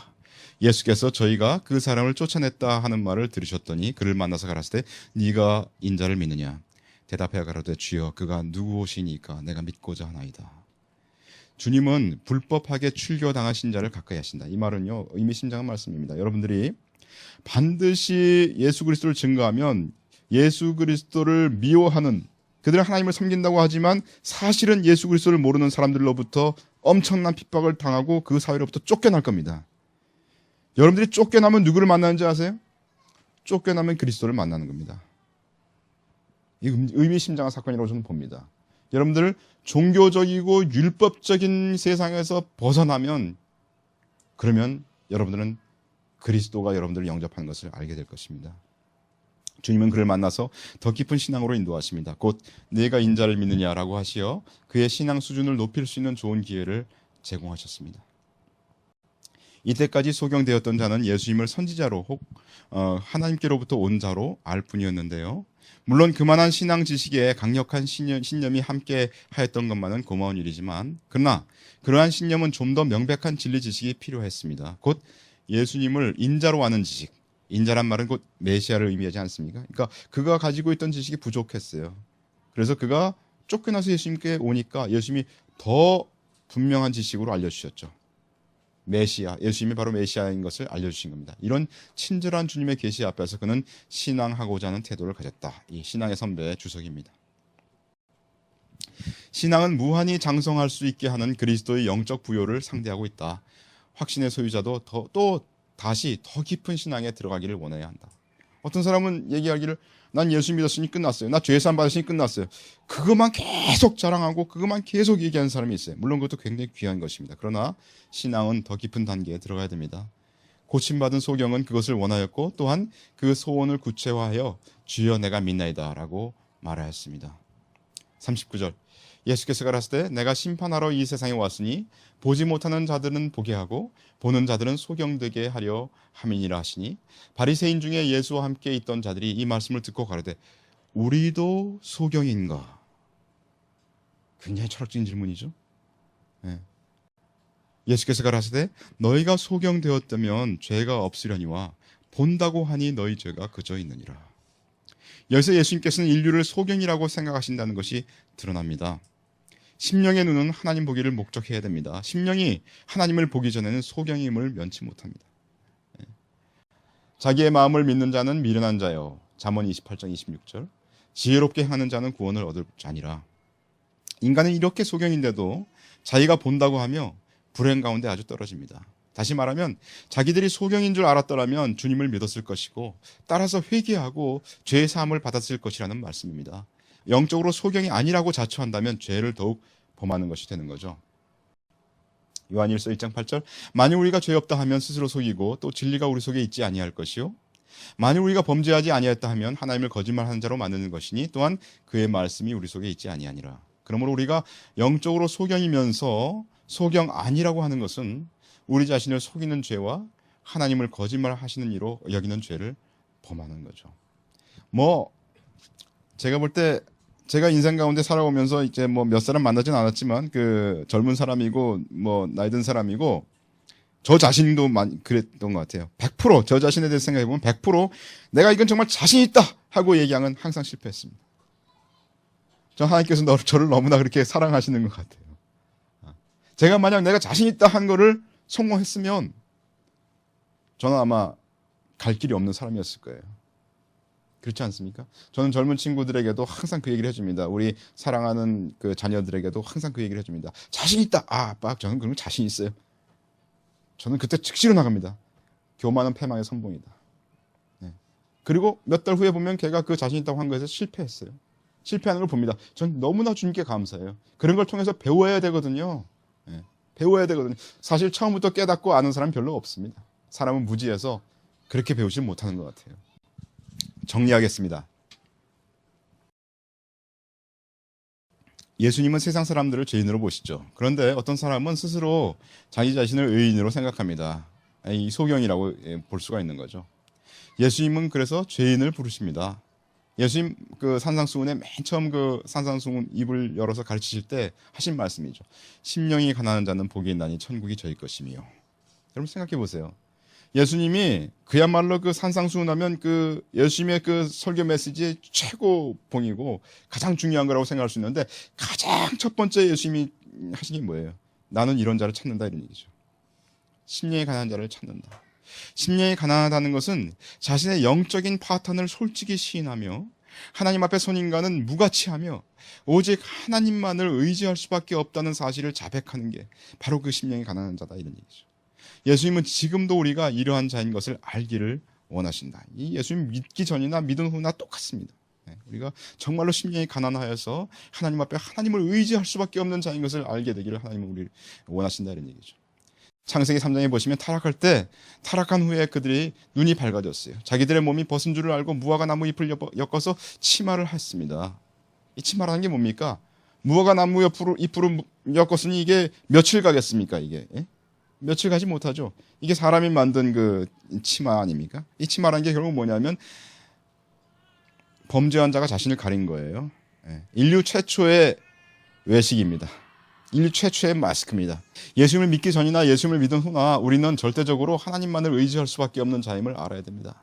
타락은 도덕적으로 잘못된 것으로부터 출발하지 않았습니다. 아담과 이브가 거기서 무슨 간음을 했어요? 무슨 우상숭배를 했어요? 아닙니다. 아담과 이브는 타락했다는 건 뭐냐면 하나님과의 관계를 저버린 것을 말합니다. 위선하고요. 그 하나님과의 관계를 저버리면 곧바로 위선이 들어온다는 거죠. 요한복음 16장 내가 이것을 너에게 이름은 너희로 실족지 않게 하려 함이니 사람들이 너희를 추뢰할 뿐 아니라 때가 이르면 무릇 너희를 죽이는 자가 생각하기를 이것이 하나님을 섬기는 예라 하리라. 저희가 이런 일을 할 것은 아버지와 나를 알지 못함이라. 말세에 주님을 믿는 자들을 핍박하고 죽이면서 하나님을 섬기기 때문에 이렇게 죽인다라고 사람들이 말한다는 겁니다. 이것은 말하자면 위선의 극치입니다. 그러니까 이 말은 무슨 얘기냐면 앞으로 주님이 오실 날이 점점 이렇게 다가올 때 수많은 사람들이 점점 더 위선으로 점점 더 나아간다는 겁니다. 자기의 아름다운 모습을 드러내고 나 괜찮은 사람으로 계속 치장하고 나 위대한 선지자다, 그죠? 나 위대한 사도다 이러면서 계속 치장하면서 나오면서 위선하고 있다는 거죠. 그 속으로는 악독과 탐욕이 가득하면서 그런 말을 계속하고 있다는 겁니다. 점점 더 자신의 모습을 가리고 종교적인 모습을 띠는 외식자들이 늘어날 거다라고 우리가 추정할 수밖에 없습니다. 이사야 55장 악을 선하다 하며 선을 악하다 하며 흑암으로 광명을 삼으며 광명으로 흑암을 삼으며 쓴 것으로 단 것을 삼으며 단 것으로 쓴 것을 삼는 그들은 화 있을진저. 뭡니까? 완전히 모든 게 까꾸로 된 거예요. 까꾸로 된 것뿐만 아니라 그거 자체가 내 속에서 돌아가는데 아무런 거리낌이 없어요. 다시 말해서 양심이 화인 맞은 거죠. 내가 비진리를 진리로 갖고 있는데 그게 나에게 모순이 없어. 살아가는데 아주 즐거워. 이건 진짜로 위선의 극치입니다. 자기의 잘못을 감추고 오히려 범죄를 합리화하기 위해 채택된 거짓 논리하에서는 선과 악의 구별은 철폐될 수밖에 없다. 이들에게는 선과 악을 규정한 객관적 초월적인 규범이 더 이상 존재하지 않으며 있다면 언제나 선한 그들의 행위밖에 없다. 나 잘하고 있거든. 나 이렇게 잘하고 있거든. 이런 겁니다. 점점 더 사회는 죄를 정당화하는 풍조가 만연해질 것입니다. 우리 자신도 그러한 외식에 물들지 않도록 자신을 살펴야 되겠습니다. 데살로니가후서 2장 누가 아무렇게 하여도 너희가 미혹하지 말라. 먼저 배도하는 일이 있고 저 불법의 사람 곧 멸망의 아들이 나타나기 전에는 이르지 아니하리니. 우리 자신만으로는 무가치하며 우리는 오직 주님을 의지해야 할 존재라는 사실을 잊어버리면 말세에 배도하는 일에 우리도 모르게 참여하게 될 것입니다. 데살로니가후서 2장 악한 자의 이 마음은 사단의 역사를 따라 모든 능력, 표적, 거짓 기적과 불의의 모든 속임으로 멸망하는 자들에게 이 말이니 이는 저희가 진리의 사랑을 받지 아니하여 구원함을 얻지 못함이니라. 이러므로 하나님이 유혹을 저희 가운데 역사하게 하사 거짓 것을 믿게 하심은 진리를 믿지 않고 불의를 좋아하는 모든 자로 심판을 받게 하려 하심이니라. 여러분 여기 진리의 사랑을 싫어하면요 미혹과 거짓 기적을 따라가게 됩니다. 불의를 좋아할 때 유혹에 빠지게 됩니다. 이게 말이죠. 예수 믿는다는 게 그게 쉽게 되는 게 아니에요. 그러니까 안 믿는다는 것도 그게 보면요 아주 자연스럽게 따라가게 돼 있습니다. 왜냐하면 내 마음속에 죄를 사랑하고 내 마음속에 나를 높이는 게 좋은데 사람들 앞에 이렇게 깔끔하게 나타나가지고 마스크 쓰고 나타나는 게 좋은데 어떻게 예수를 믿겠어요? 믿을 수가 없는 겁니다. 그러니까 그 사람이 뭘 좋아하느냐에 딸려 있어요. 그러니까 그 말은 다시 말해서 뭐냐면요 하나님의 십자가의 그 사랑을 통해서 인류를 크게 이렇게 보시는데 인류의 가장 심장에 그 심장을 찌른다는 겁니다. 너 과연 너는 뭐를 가치 있게 생각하느냐 이거죠. 너는 네가 잘났다고 생각하냐? 이런 자는 예수 못 믿어요. 이 사람은 채로 걸려져서 땅바닥에 뿌려지는 자인 거죠. 그래서 하나님은 10년 깊숙이 예수 그리스도 십자가를 통해서 그 사람이 어떠한 존재인가를 밝히시는 겁니다. 그게 십자가입니다. 마태복음 13장 이사야 예언이 저에게 이루었으니 일렀을 때 너희가 듣기는 들어도 깨닫지 못할 것이요 보기는 보아도 알지 못하리라. 이 백성들의 마음이 완악하여져서 그 귀는 듣기에 둔하고 눈은 감았으니 이는 눈으로 보고 귀로 듣고 마음으로 깨달아 돌이켜 내게 고침을 받을까 두려워함이라 하였느니라. 참 이거 참 하나님께서 제가 볼 때 굉장히 그 시적으로 쓰신 것 같아요. 사람들 스스로가 돌이키게 되고 하나님으로부터 고침을 받게 될 것에 대해 두려워하고 있다고 얘기하는 거예요. 무슨 얘기냐면, 근데 그런 사람 봤어요. 나 예수님 믿으면 내 그 세상을 끊어야 될까봐 싫어서 나 못 믿겠어요. 그런 사람 내가 본 적이 있어요. 두렵다는 거예요. 나 예수님 믿기가 싫다는 거예요. 나 두려워. 나 변화될까봐 두렵다는 거예요. 난 이게 좋거든. 그런 사람 절대 못 믿습니다. 그런 사람은요 이렇게 생각하는 사람도 있어요. 나 나중에 죽기 전에 예수님 믿어버리지 뭐 이런 사람이 있거든요. 죽기 전에 안 믿어집니다. 방해하는 세력이 있기 때문에 내가 믿고자 하는데도 못 믿는 사람이 있어요. 이제는. 왜냐하면 이 내 양심이 화인받아가지고 그걸 돌이키는데 시간이 걸리거든요. 사람들은 마음으로 깨달아 돌이켜 고침을 받게 되지 않기 위하여 자신들의 눈을 감고 귀를 닫습니다. 나 이게 좋다고 계속 여기에 그냥 하고 있는 하나님의 성령께서 분명히 그 양심에 말씀하시고 하나님의 성령께서 돌아오라고 말씀하셨는데도 그는 다른 것을 바라보고 그것이 재밌다고 얘기하고 있는 거예요. 제가 고향이 사과가 좀 나는 데 있었거든요. 제가 이제 서울에 와서 공부를 하니까 방학 때 가면 우리 할머니가 사과 상자에다가 이게 사과를 놓고 있다가 이렇게 주세요. 그리고 이제 과수원에 가보면 과수원에 이제 썩은 사과가 막 떨어져 있지 않습니까? 요새는 이제 사과를 키우는 게 방법이 틀려서 다른 상황일지도 몰라요. 그러면 가서 먹어보면 어릴 때도 이상한 게 있어요. 그 뭐냐면 썩은 사과가 훨씬 맛있어요. 여러분들 그거 아세요? 옛날 분들 그거 아세요? 썩은 사과가 훨씬 맛있습니다. 아주 그 빛깔 좋고 아주 겉으로 아주 맛있게 생긴 그 사과는 맛이 없어요. 그래서 제가 어릴 때 그거를 계속 먹어보면서 왜 그럴까 하다가 깨달았어요. 그건 뭐 아주 간단한 얘기인데, 그건 뭐냐면 썩은 사과는 벌레가 먹었고 또 새가 와서 쪼아 먹었어요. 그래서 썩거든요. 근데 동물들이 사람보다 이 본능이 아주 더 감각이 뛰어나잖아요. 이 짐승들은, 새들은 뭐가 맛있는지 안다는 거예요. 그러니까 와서 쪼아 먹지. 그러니까 썩은 거지. 네, 그런 거거든요. 그래서 여러분들, 우리는 사과 같은 존재예요, 말하자면. 그죠? 사과 같은 존재인데 우리 인생을 살면서 사과를 달게 만들려고 하겠죠. 주님 앞에 가면요, 사과 껍데기 다 벗겨집니다. 우리가 이 생에서 가지고 있던 뭐 나의 지위나 나의 명예나 세상에서 나에게 줬던 뭐 권위, 난 뭐 어느 회사에서 어떤 사람이었고 뭐 어떤 단체에서 어떤 사람이었고 이런 권위, 타이틀, 여러분들이 이렇게 스펙, 학위 이런 것들은 단지 사과의 껍질이죠.